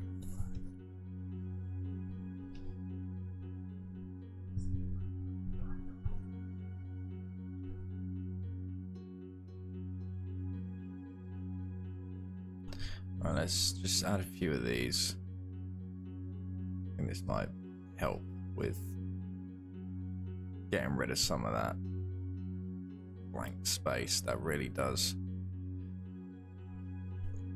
make it a nightmare in terms of making everything look dull.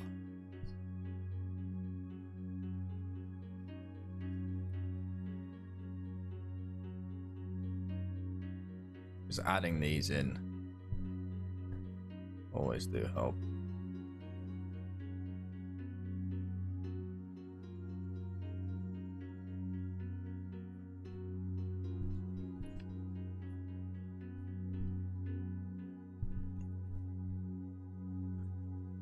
Alright, so let's say this is part of the hill.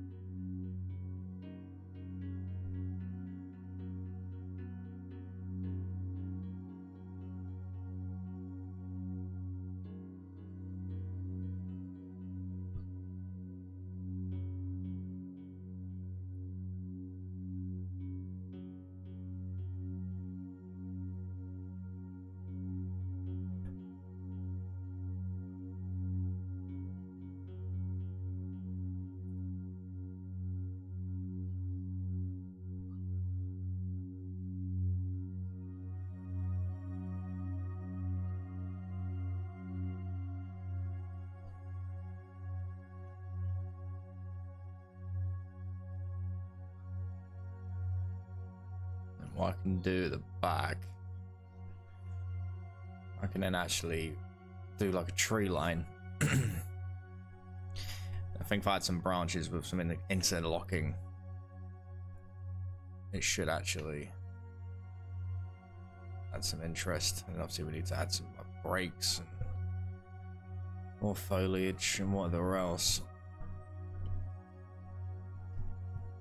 And then we should actually be able to get some interest there. So if I just do this in a bunch of different directions.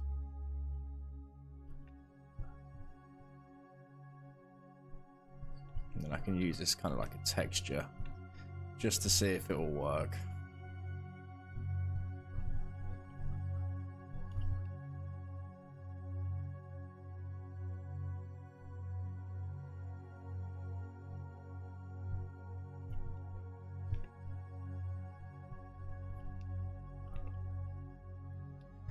And then I can use the eraser to pick out moments and little sections that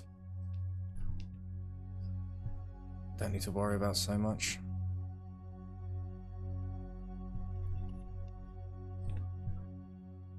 So if we go for something like that, and now if I just lower the opacity, and I'll pull out the eraser, right, say that tree there. See this tree here.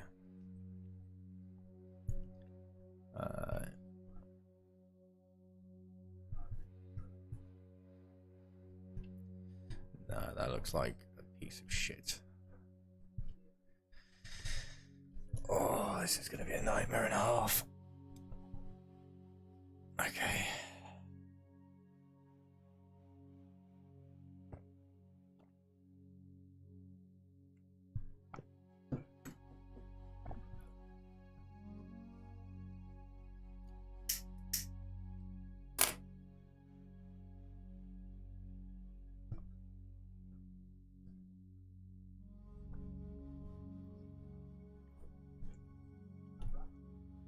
Alright.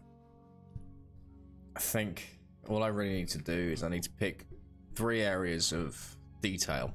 So obviously here, here, and then here. And then the back of it, I can then sort of be a little bit more lackadaisical. So what I want to do, I don't know how to imitate this style of grass, that's the problem.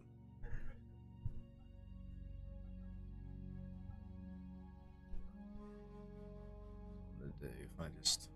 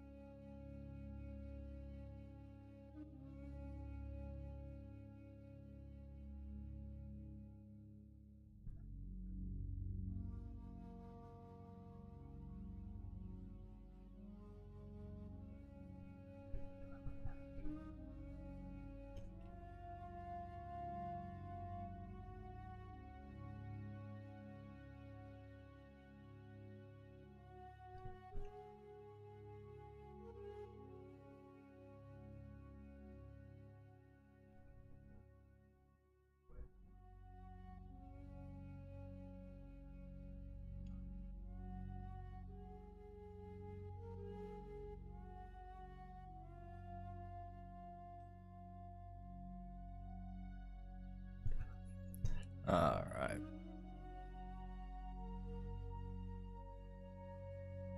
I think I'm starting to get there.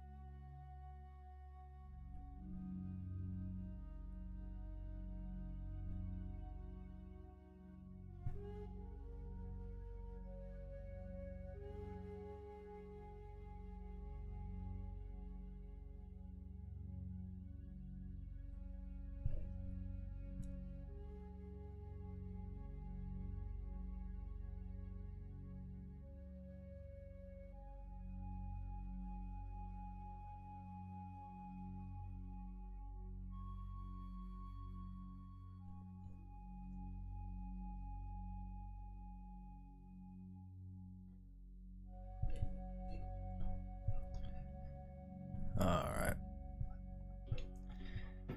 Oh, Christ.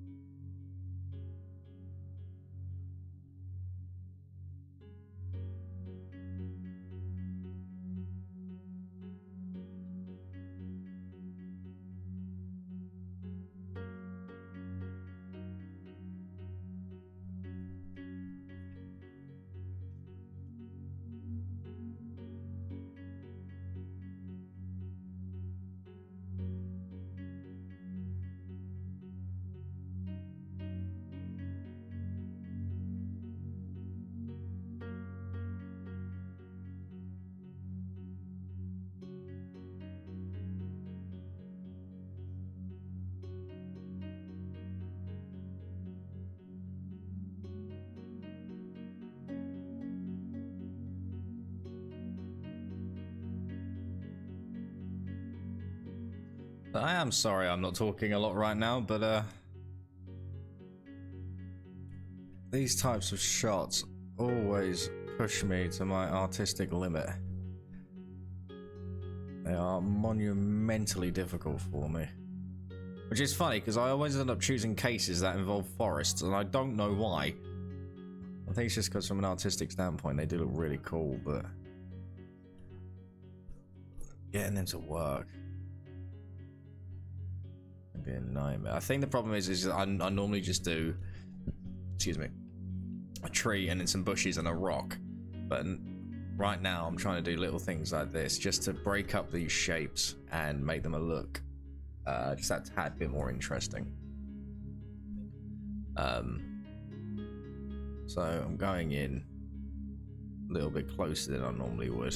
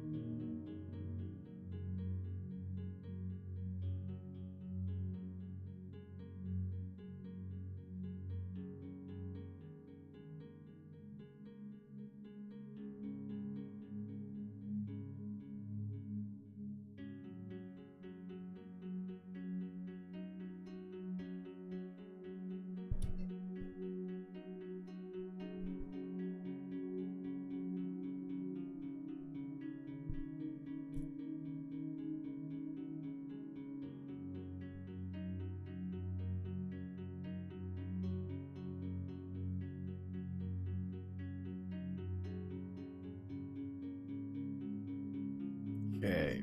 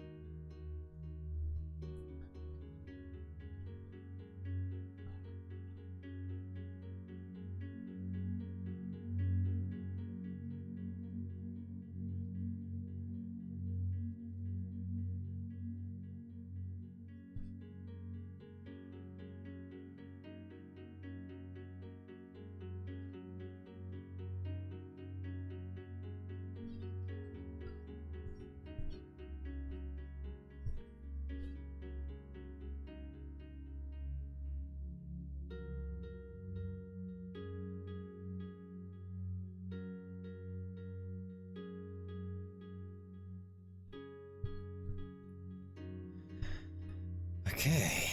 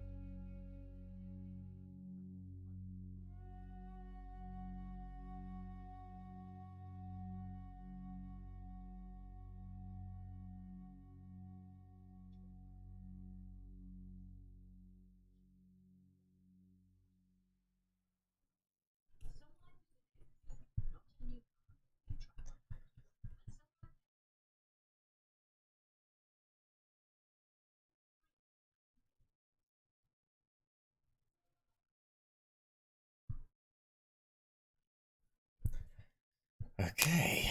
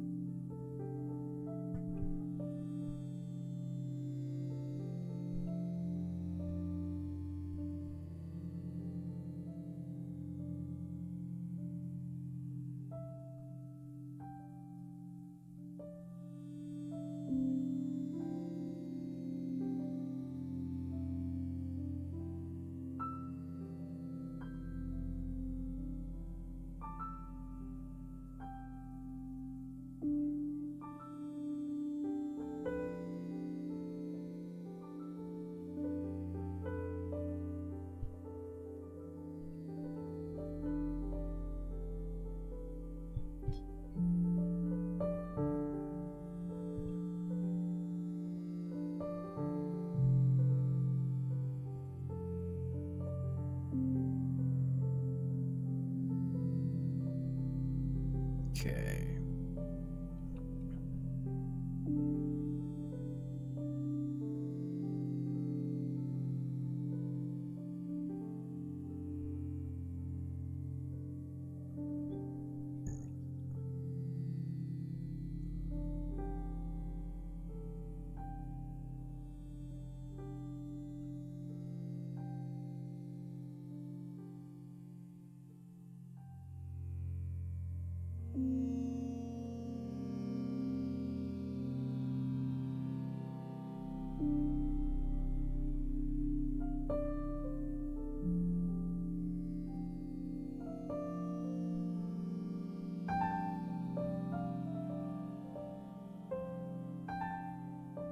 Yeah, I can see that all coming together here. Right, okay, let's start adding in a few more of these. I think I'm starting to figure this out, how to do forest floors and whatever else. It definitely seems to be down to putting in some general large organic shapes and then filling it up with little parts of interest.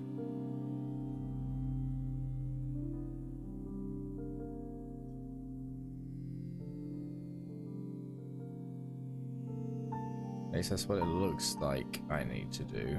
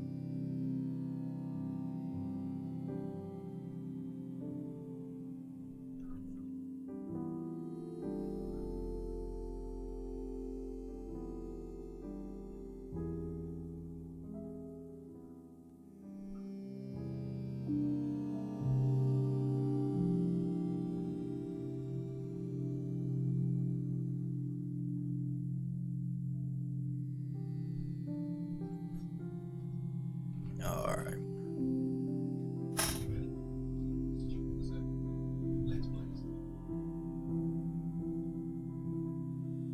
So once we've got this foreground, well, not foreground, but this front section of the background done, the rest of it should hopefully fall into place. I just want to try to put as much detail in here as I can, and then obviously here as well.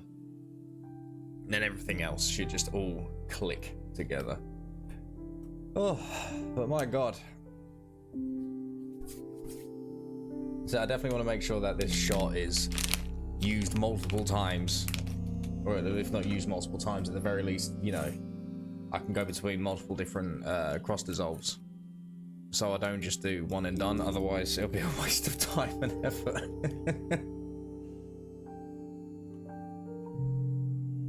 But I'm slowly getting into the swing. It's just taking a little bit of time.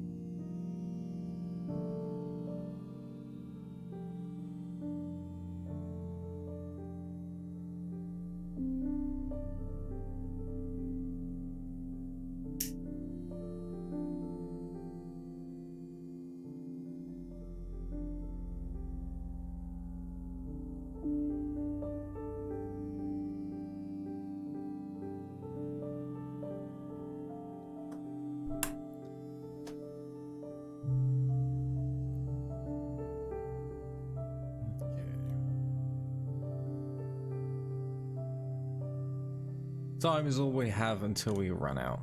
Indeed. Do I ask why the philosophy?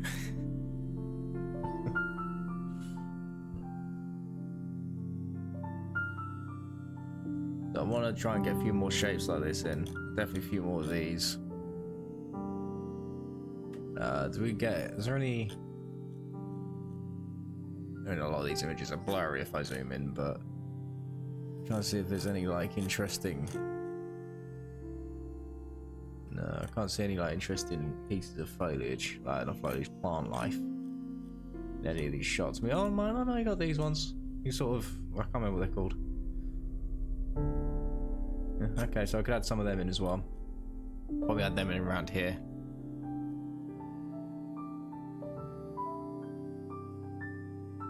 And some in the foreground as well. And by combining the two, that should actually add some real nice depth.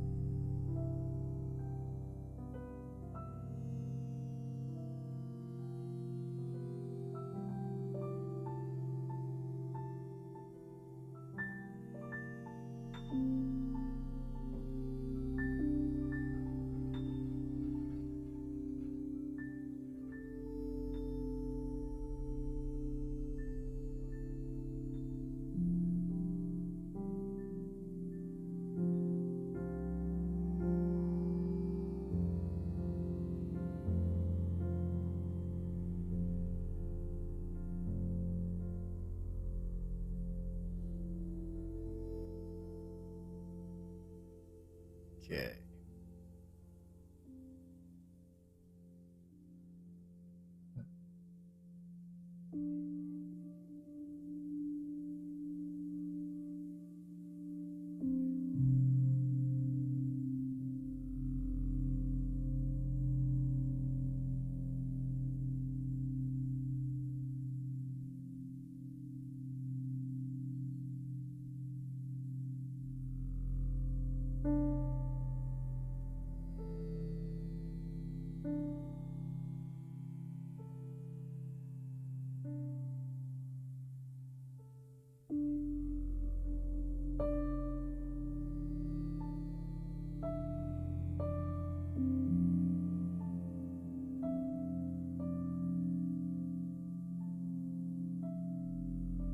Alright, if I can continue to keep adding little things like that, I'll be in luck for making this look rather interesting.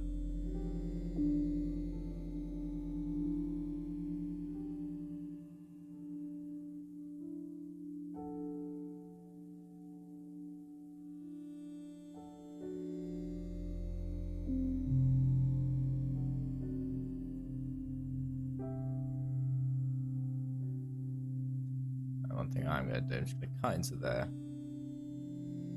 because I am going to add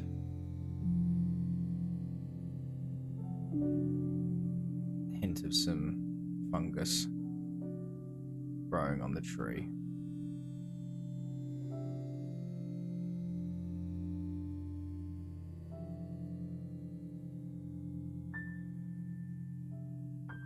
Okay, I just need to fill up a lot of these flanker spots with breaks in the foliage and interesting shapes.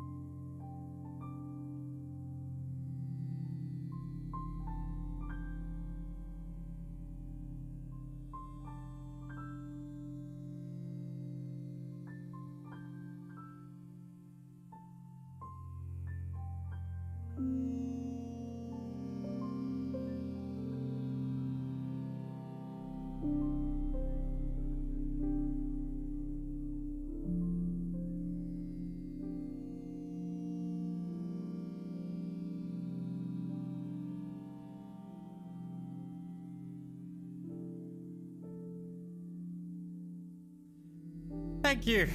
Getting there. So I've always struggled with doing forest scenes, but I think I'm starting to understand how it's done.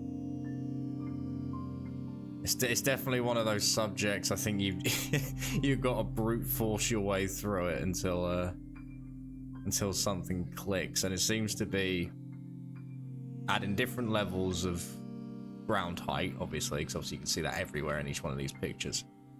Then adding in the main bulk of the foliage, so these types of bushes, or at the very least something in that sort of shape. And then in between those bushes, it's adding in different types of plant life. And by doing that, it seems to give off that sort of chaotic feel, because obviously Mother Nature doesn't have grid lines and construction lines for, you know, where this tree is allowed to be placed. You know, you don't get zones. Not a commercial zone or an industrial zone or anything like that. I just started doing this. It's like weird sort of shape for, I guess it could be lavender, but by going in that sort of angle, I've noticed I can quite quickly get one of these out, which is great, actually. Quite a good little shorthand, so I will have to make sure I remember that. That's also a good thing about the live stream, because if I can't remember, I can just load this up again and have another look. So I'm adding a couple of little cast shadows. So I know cast shadows are very important in adding some depth here and there on certain objects and elements. I just don't do it very often because I'm not too confident with them.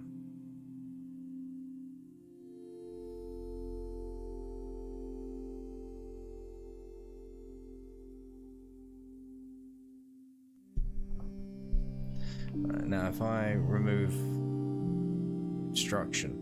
Right, okay, so I want to add just little things like this here. Almost like berries or, you know, little organic shapes into here just to break up the plainness. And now if I zoom out, I want to now do something with these rocks. I think I want to add a little bit more emphasis to these rocks.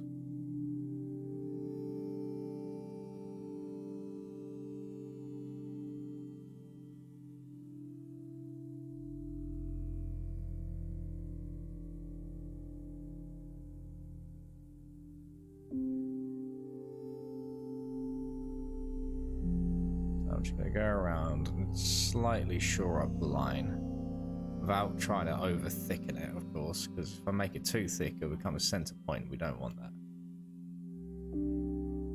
Then here I see we're going Bob Rob vibes. More, I'm gonna pull my hair out in 20 minutes if I don't get this right. But yeah, no, I'm trying to get some. I'm trying to make my forest scenes look a little bit more interesting, and I've kind of gone for this sort of higher detail section here, and then I'm gonna do another higher detail section here. Then obviously the background behind all these parts, excuse me, is going to be much lower detail. But I'll try. So what I do is I keep zooming out and I keep looking for areas that just go really bland. I mean, obviously you need areas where your eyes can rest, but I also want to make sure that there is all this rather unique little parts here and there.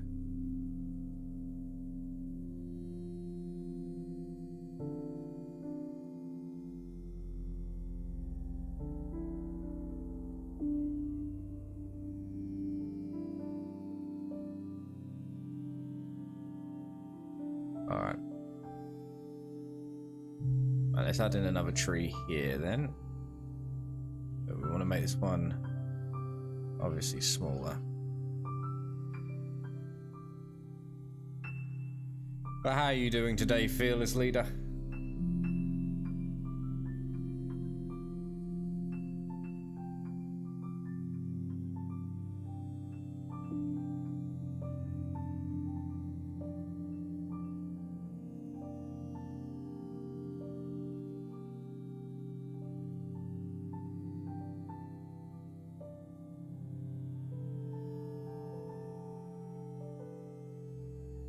Let's get some.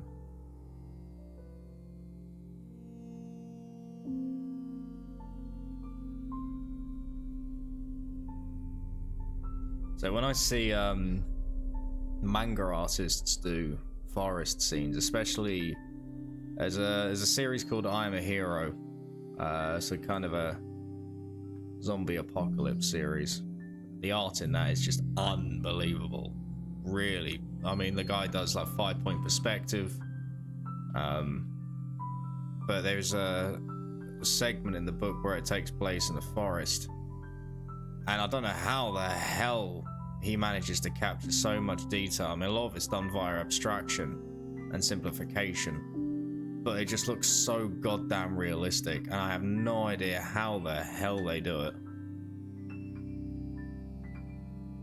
Because I would like to pick up a few manga artist techniques to be able to apply in certain aspects, and obviously use Western techniques for other parts. But honestly, it's absolutely mad how they're able to do so many crazy things.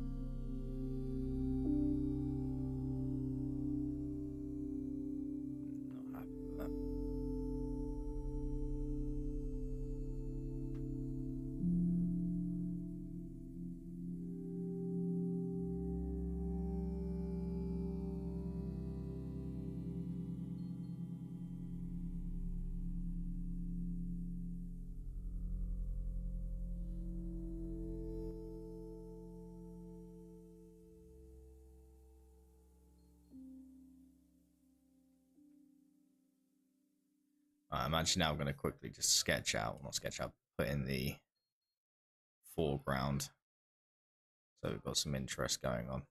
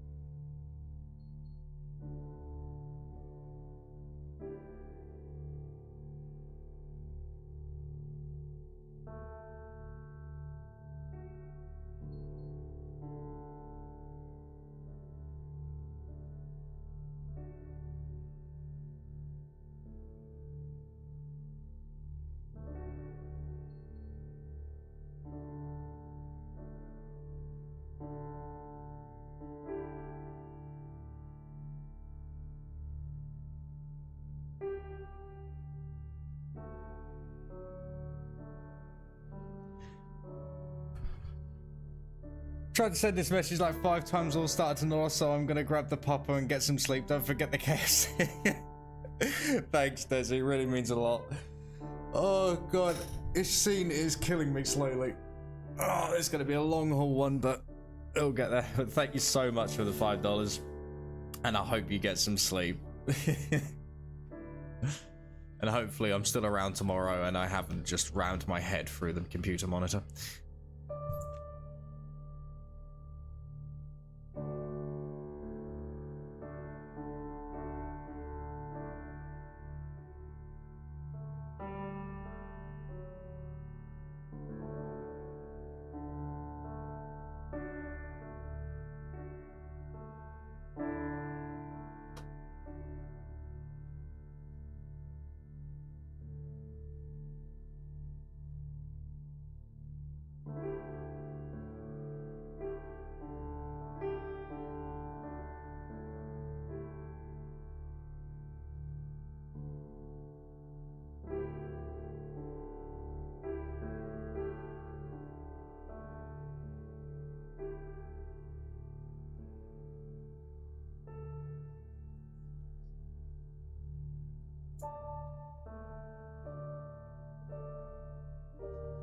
Alright, let's see.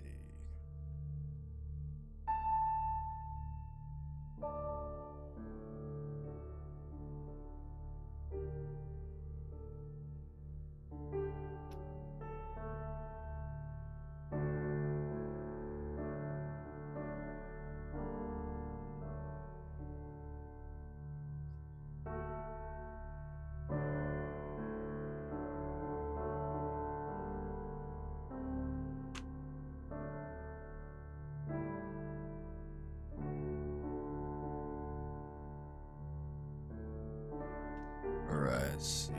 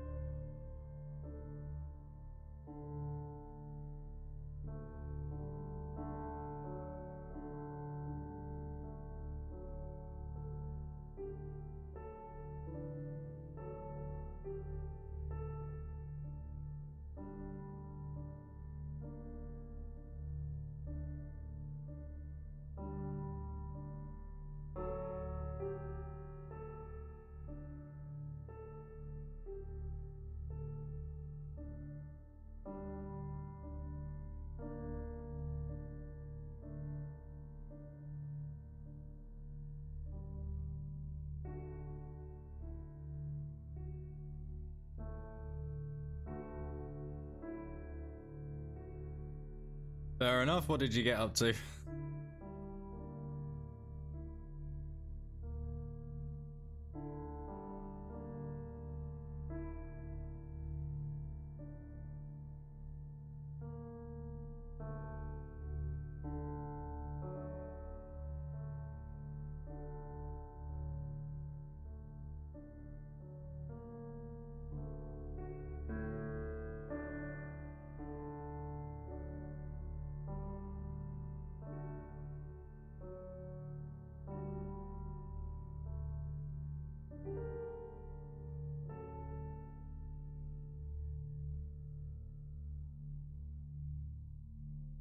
Okay. Ah, fair enough. That'd be fair enough.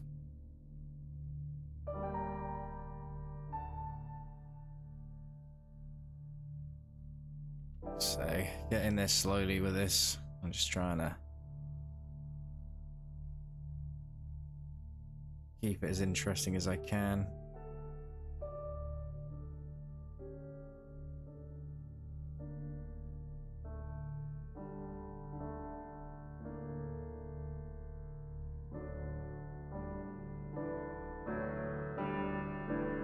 I do actually need to do a good clearing out of my own living room, to be fair. Got a lot of random junk around that could do with going.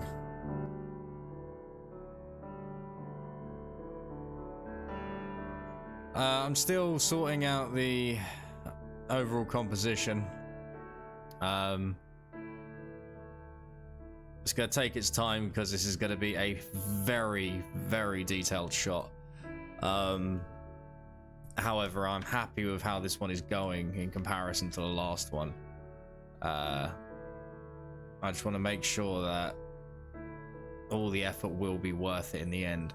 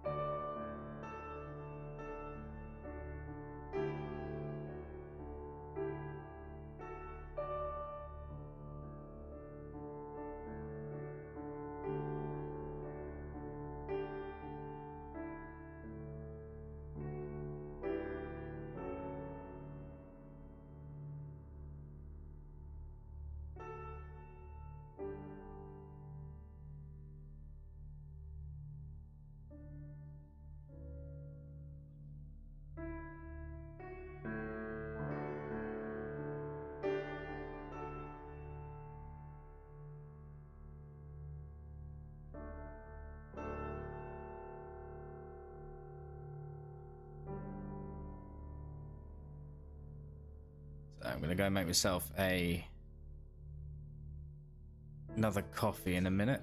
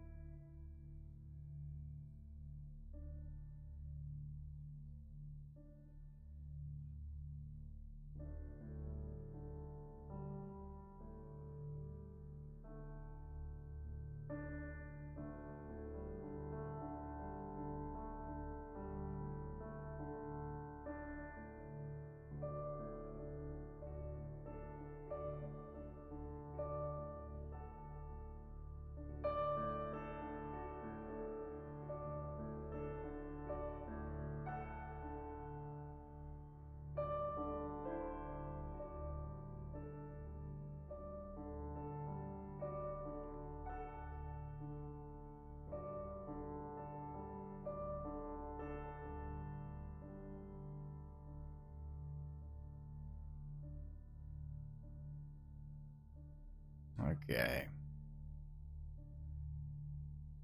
All right, we're looking good. We're looking good.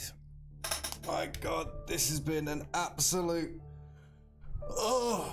ball ache of a shot. Ugh.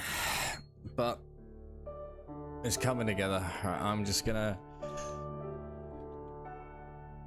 make another coffee because I need one.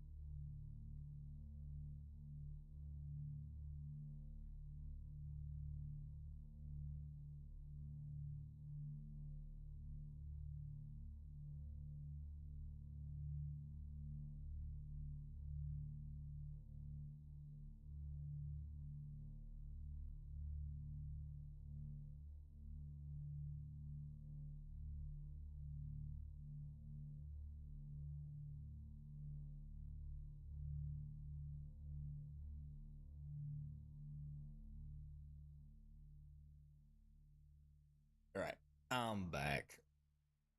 Tea's better. I respectfully disagree. Cannot stand tea. I think it just tastes like warm water. Oh, did I come back right as my music stopped? That was a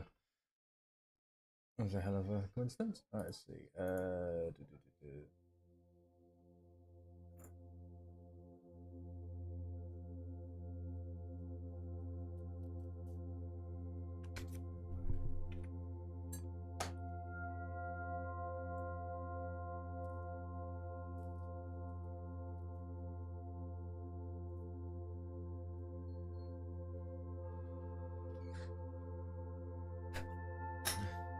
Right. I am dreading having to do the top of these trees and start doing all the leaves on the branches and whatever else. That's where things start getting extremely difficult.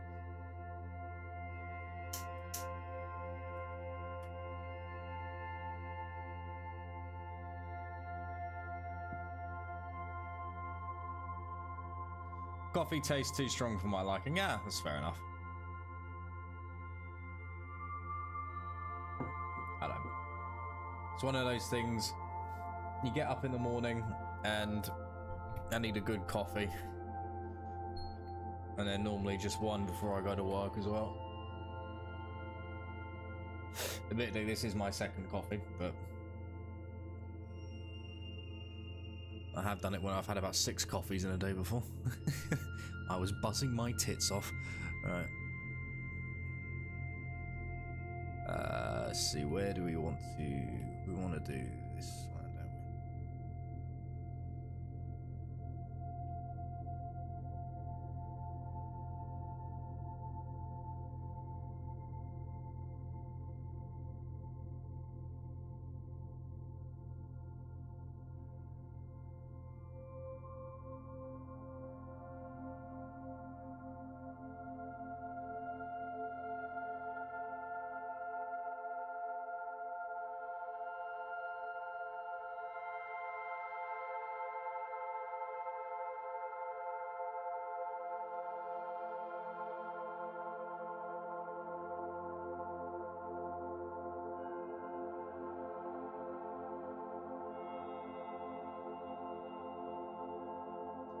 I think I want to make that line go from thick to thin, actually, as it recedes.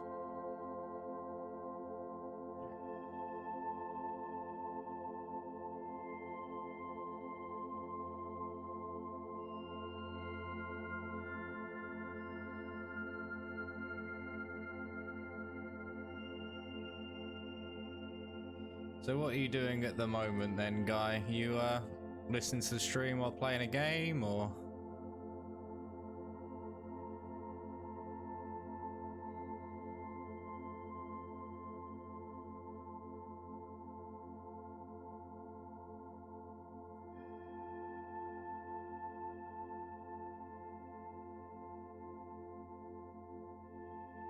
There we go.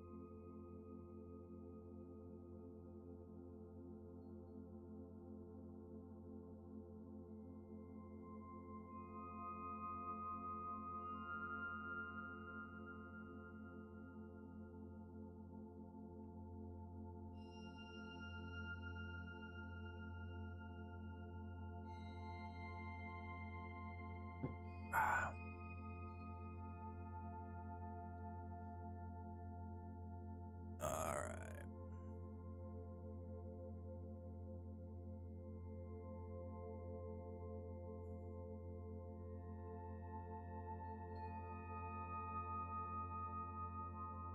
Fair enough. What case are you looking into then?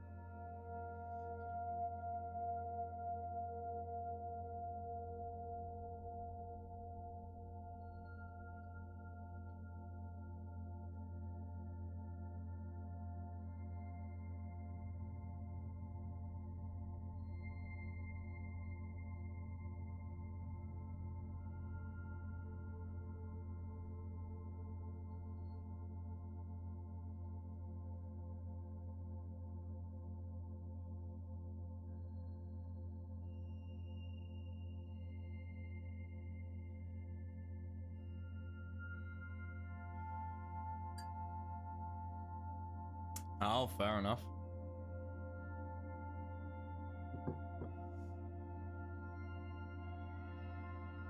I can imagine details are a little sparse on that incident at the moment. They normally are when they're that recent.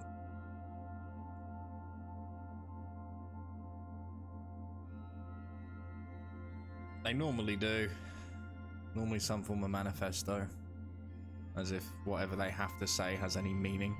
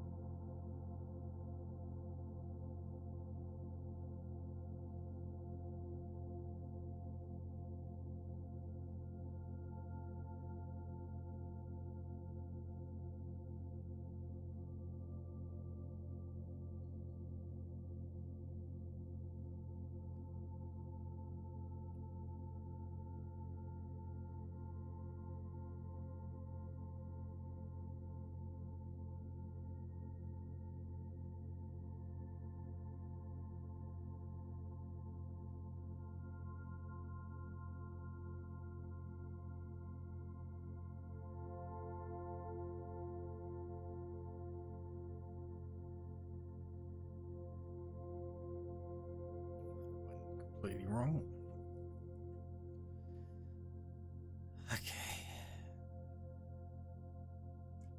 I'm gonna save this because I need to take a quick break from this shot. So I'm gonna do that. And I'm now just gonna do the insert shots because I'm starting to get burnt out a little bit on that shot. I've been working on it for a little while now. So I'm gonna do a couple of insert shots.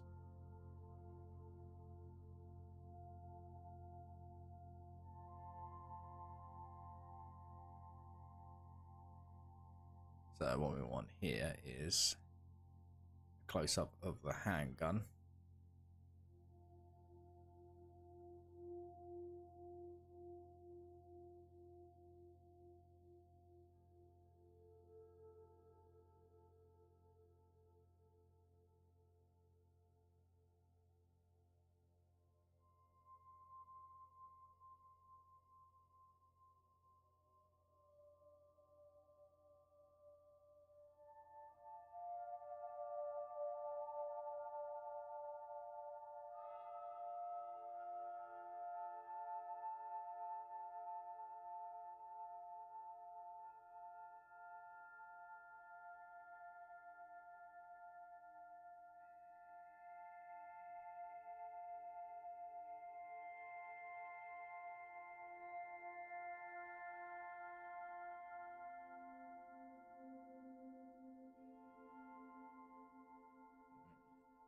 Something like that, I think. I will do. Yeah, I'll draw the gun twice. One with it being aimed and the second one with it being fired. So I want to pull up actually a reference of the Beretta, because even though a Glock 17 is traditionally police issue, I much prefer the look and drawing of the Beretta.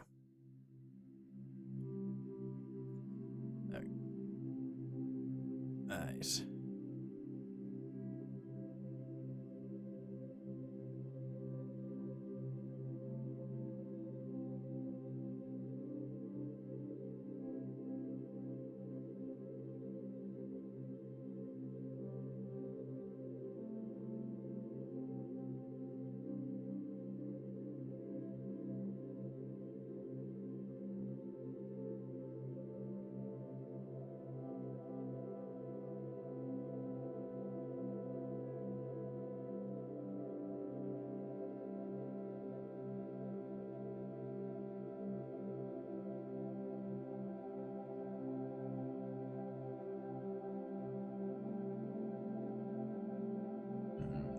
There, I think.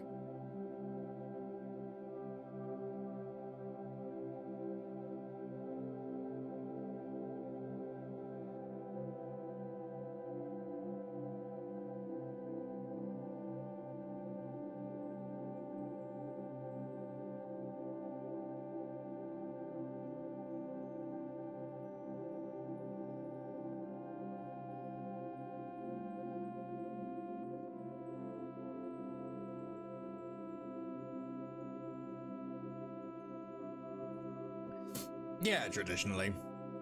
However, in comic books, what you would normally see is the Glock 17 being used because it's technically easier to draw. It's either a Glock 17 that they show or some form of revolver, because revolvers are just awesome. I've got a love for revolvers. So I don't need this to be a carbon copy of the Beretta. I do actually want to bring that slide further back.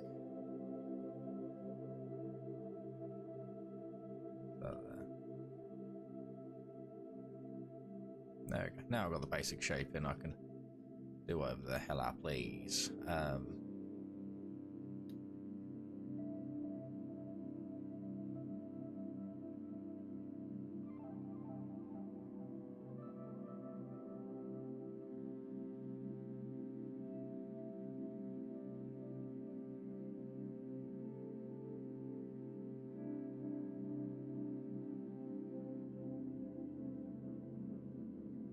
See, for me, if it was gonna be let's say if I was doing a comic book, excuse me, and I had to issue the police force of whatever town I was in, I'd always end up giving them the Colt 1911 if I was going for a traditional semi-automatic handgun. Something about the Colt 1911 that I just absolutely love. I think it's the shape of it.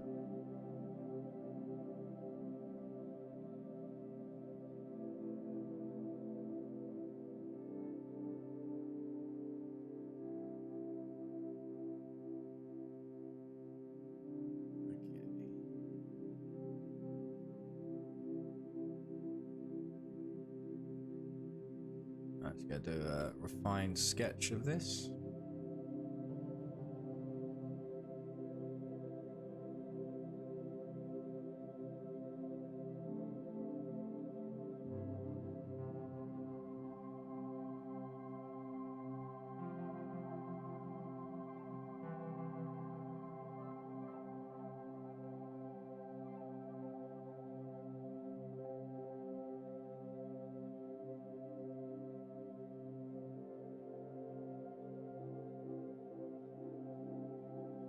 Looks more like a 6-hour P226 or P226 with a short ejection port. For me, as long as it looks like a more realistic gun than the typical boxy shape you normally see, then that's all good. There's been some comic books I've seen where the guns look so bad. It's like they don't need to be, you know, perfect or 100% correct, because that's just asking a bit much. But at least get the overall shape down to look realistic. You know? I'm actually gonna pull that back even more because I feel like, there we go, I feel like it needs to be there. So yeah, that's how you're supposed to use reference. I mean, it can be very quick, just like that. You literally just pull it up, you just identify the overall shapes, and then you can go from there. I mean, I could pull up a reference of a similar position of the hand holding the gun, or a gun. But you do it enough times, and eventually you do just start committing it to memory. I mean, the hand right now is probably a little bit skiffy whiffy.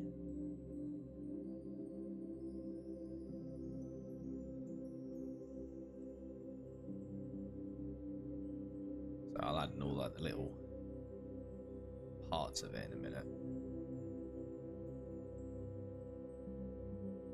I always want to cock back the hammer, but I know this is a semi-automatic, so you don't have to do that. But I'm used to drawing like revolvers and stuff, even though if it's not like a double action where you have to cock back the hammer. I'll just add in like a ejector,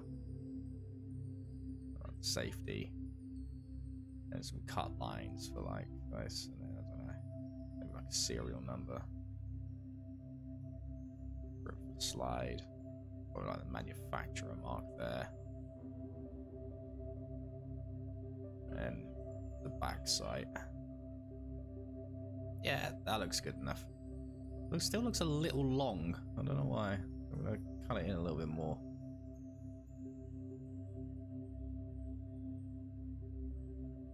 There you go. I mean, it's a little stumpier than an initial, but yeah, that looks better. Is that about half and half? It's normally, yeah, half and half. Yeah, so halfway. Yeah, if that's the halfway point, yeah, that's about right.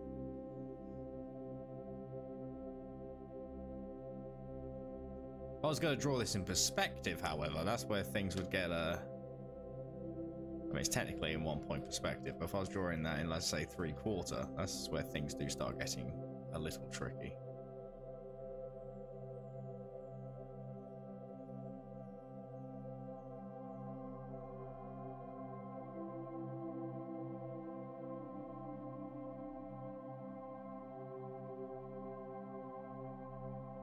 I could probably do with actually moving the handle in along with the hand.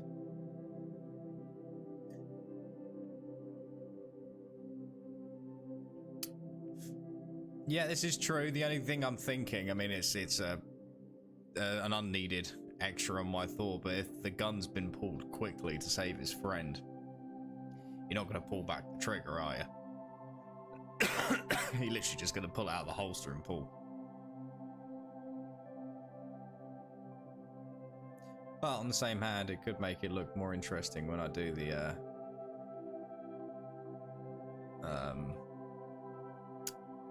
next shot of it actually firing.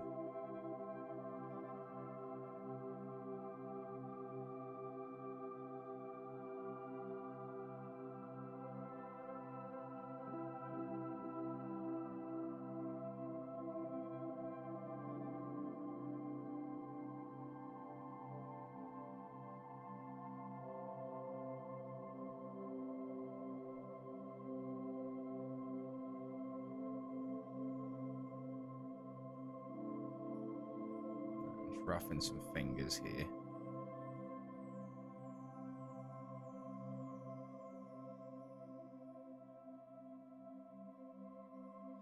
Actually, what I'm gonna do something more like this. I want the gun to be the predominant focus, not the hand.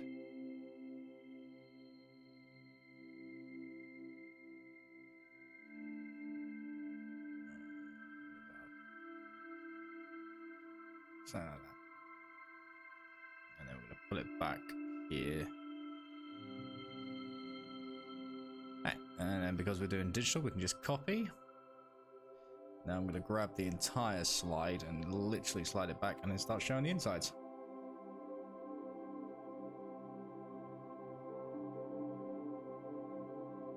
So let's put the slide back to about here-ish, I'm going to say.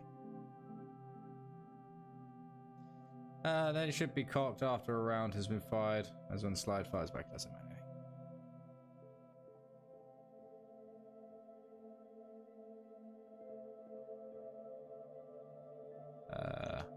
Wait, I can't remember. Does the... No, that section stays still. Yeah, it's literally just the top section.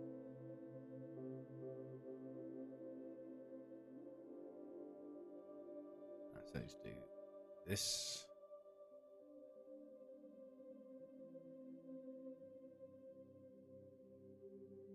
The hammer at that point is inside. And no, there is a little ramp. And the barrel is here.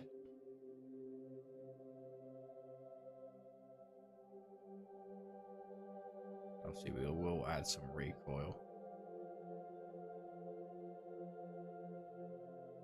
And a round being ejected as well.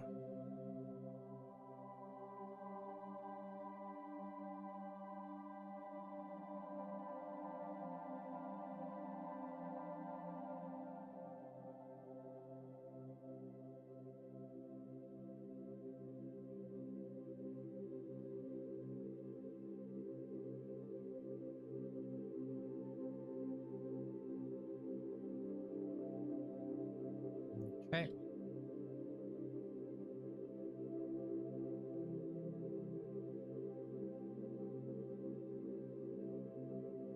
Yeah, I'm liking that. So what I'm gonna do, I'm now going to grab the entire gun and hand, and I'm gonna rotate it like that, pull it back a little bit.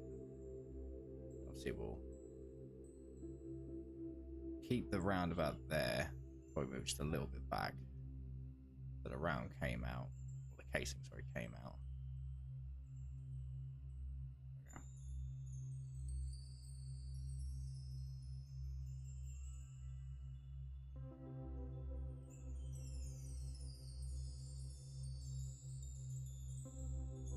Yeah, I think that's looking good.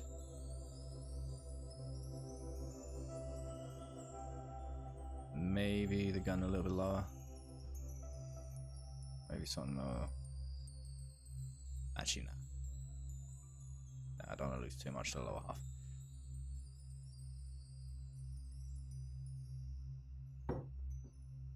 Alright.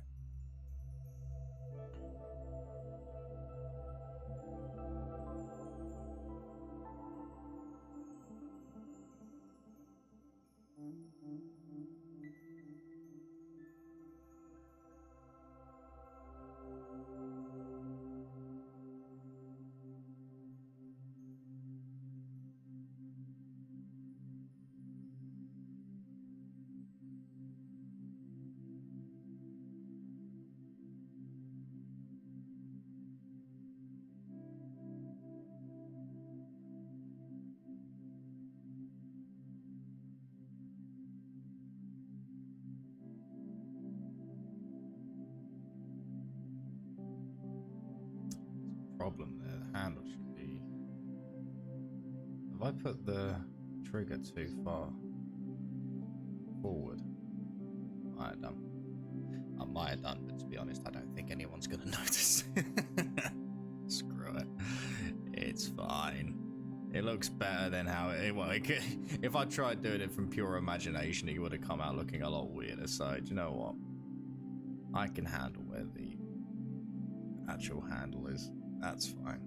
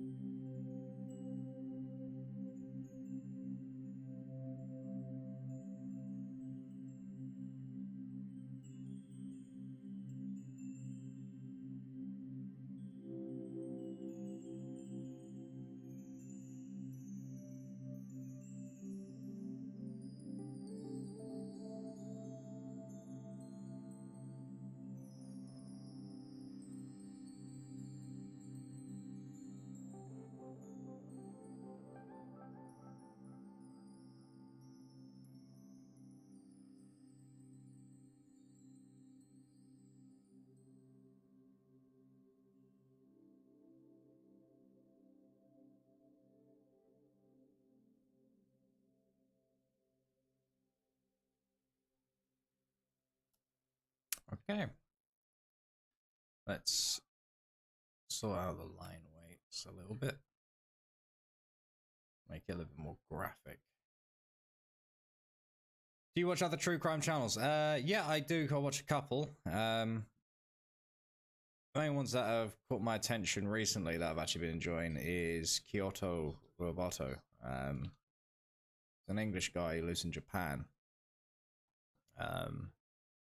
And not only can he speak and write, he speaks and writes the language as well, so it means he can actually translate cases that have never had a English translation before, which, you know, that's just a gold mine for someone like that. And he's actually come across or brought to my own attention, you know, a few cases I've never heard of. That's a really good one I've been enjoying. Oh, my back. And then I do quite enjoy watching Dire Trip. He's quite a cool one to watch.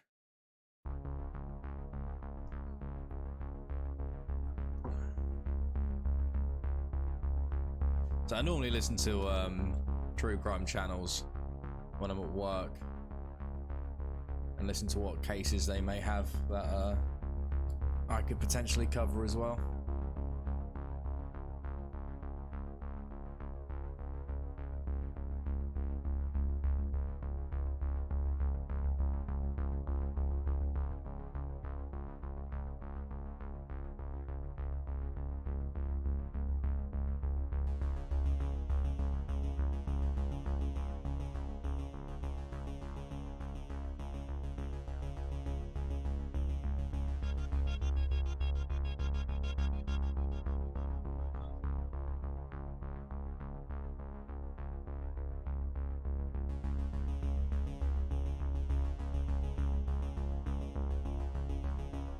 Yeah, some of them can be. I mean, I don't like Twisted Minds. Their thumbnails they use are just fucking absolutely ridiculous. And then of course, unfortunately, true crime's also plagued with the god-awful makeup channels. And the mukbang channel as well. That's another common one to do. So okay, yeah, so that's a good way to cover someone's unfortunate death, isn't it? By putting up your makeup and then eating excessive amounts of food. Yeah, great job. But there are a few out there, thankfully, that are actually really good. At least actually do put the work in.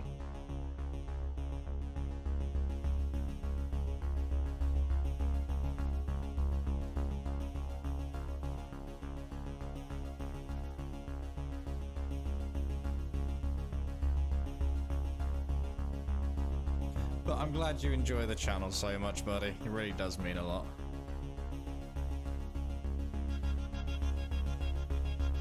Let's see, I think that's as interesting as I can make it.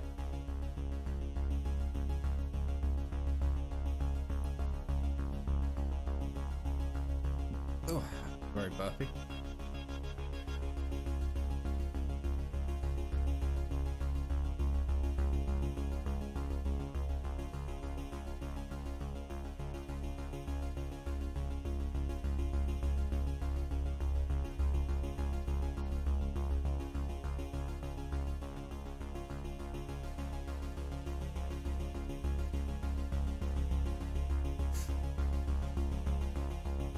I find the guy who does the Twisted Minds video to be kind of creepy, I won't lie.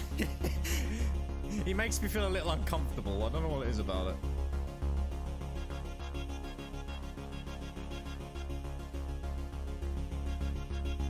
Alright, I'm just gonna copy this because I want to try something out.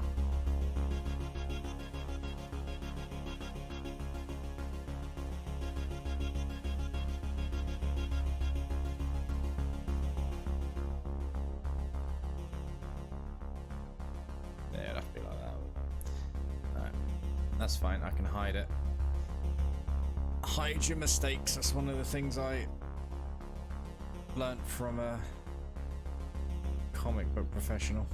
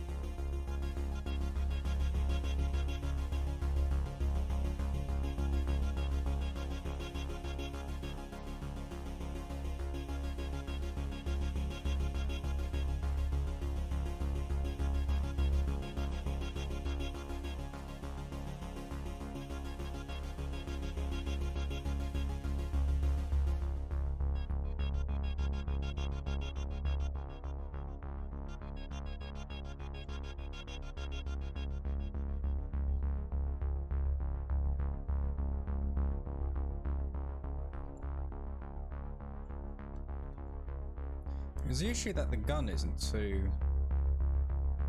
Is it more that the hand is too small? I think that might be the problem.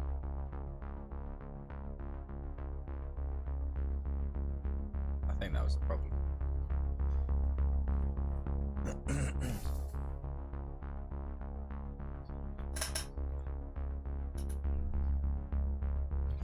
See, I like listening to Coffee House Crime for easy entertainment. And don't get me wrong, it's not easy to research a lot of this stuff. It's genuinely not.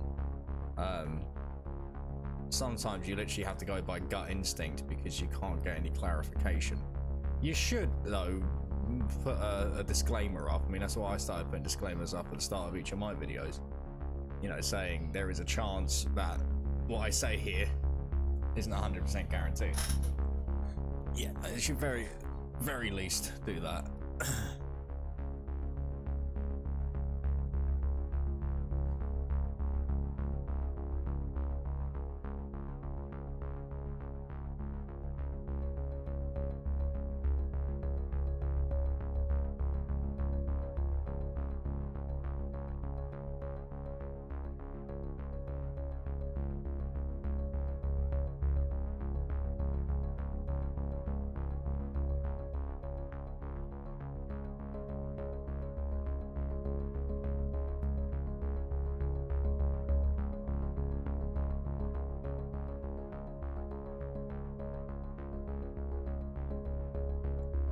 Oh, it is 100%.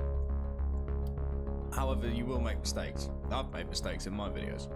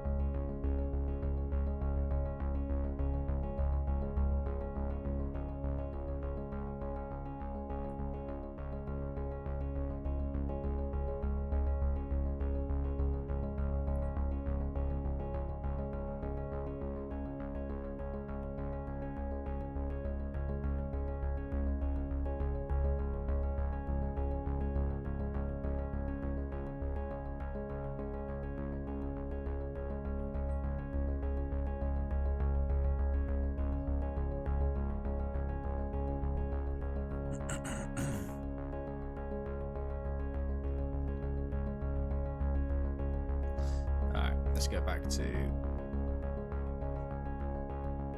this one.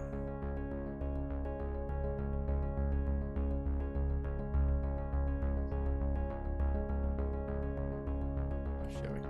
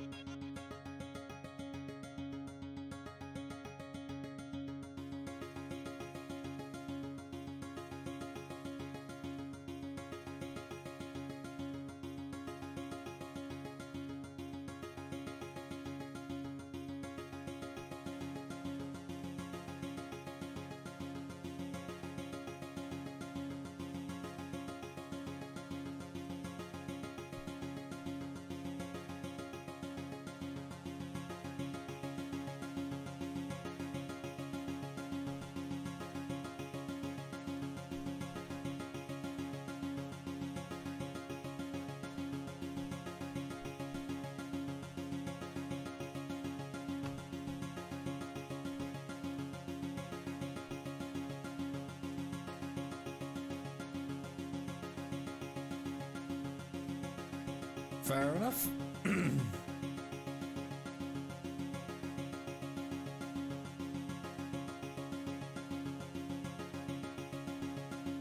Right. Just gonna take a minute or two break because my eyes are now on fire. Oh. Oh.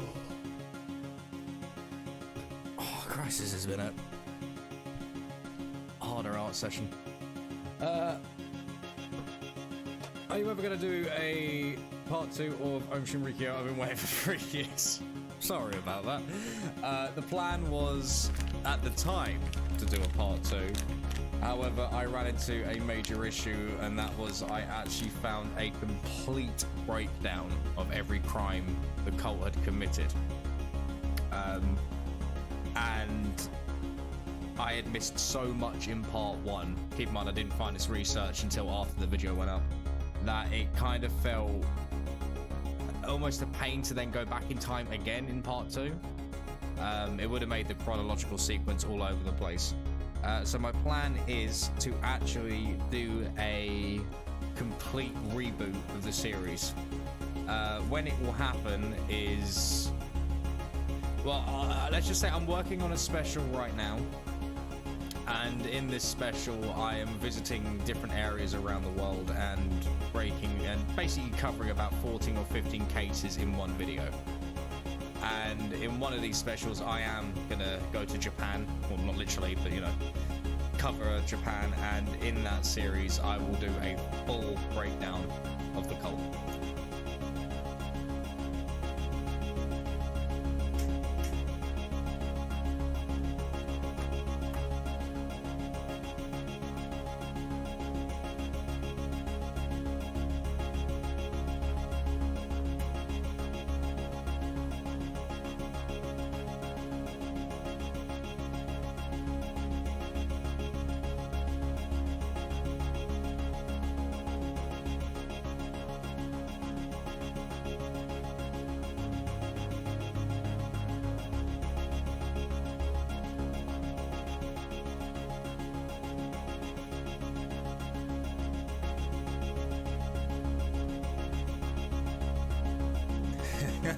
Yeah, the first part was, excuse me. I think that's what kind of bummed me out, was I put so much effort into so many different scenes in the first part, and then I kind of realized I shot myself in the foot. It happens. Stuff like that happens, unfortunately. But no, so it's not over. If I decided to not go back to it, I would have put a thing up, either in the video title or whatever else. I just can't say when this revisit will happen, because I don't know when the specials will lead me to Japan, because, well, the second area of focus is going to be South Korea. And I do actually plan, when I go to cover these events in the different areas, I do actually plan to also revisit some old cases. So when I do South Korea, I do actually plan to revisit not only the Daegu 5, but also Ubon-kun, and basically do a remaster of some of my old work, because I've already got the scripts there to work with. I'll literally just tighten them up, make them better, more interesting, and yeah. I'm sorry I've made you wait for so long. Let's see, I'm completely confused of what I'm doing. Right, so we want... There we go. Okay, so these are going to be ludicrously low detail now.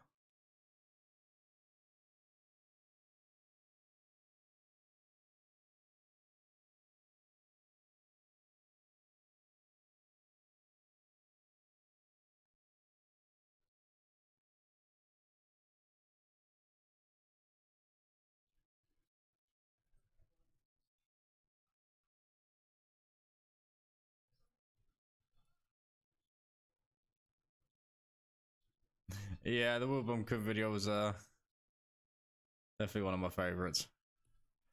Definitely a personal favorite of mine. Where's my music stopped? There we go.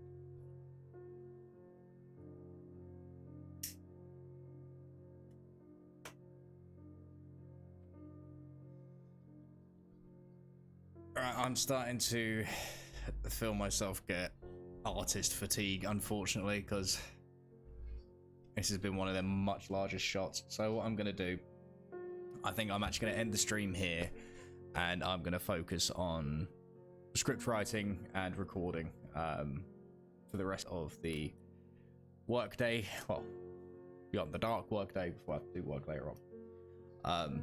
Because I'm slowing down and I'm not paying attention. I'm just going to end up doing work that I'm going to have to later delete. So I'm going to save this here, but we managed to do all of this inking and we managed to get a shot there done. So not bad, but it could have been better. But I decided I didn't like the original shot, which unfortunately I do a lot. But anyway, thank you everyone who has joined me. I'm sorry for the sudden end to the stream, but as I say, I am feeling absolutely knackered, and I will see you all again tomorrow at around about the same time. So please enjoy the rest of your day. See you later.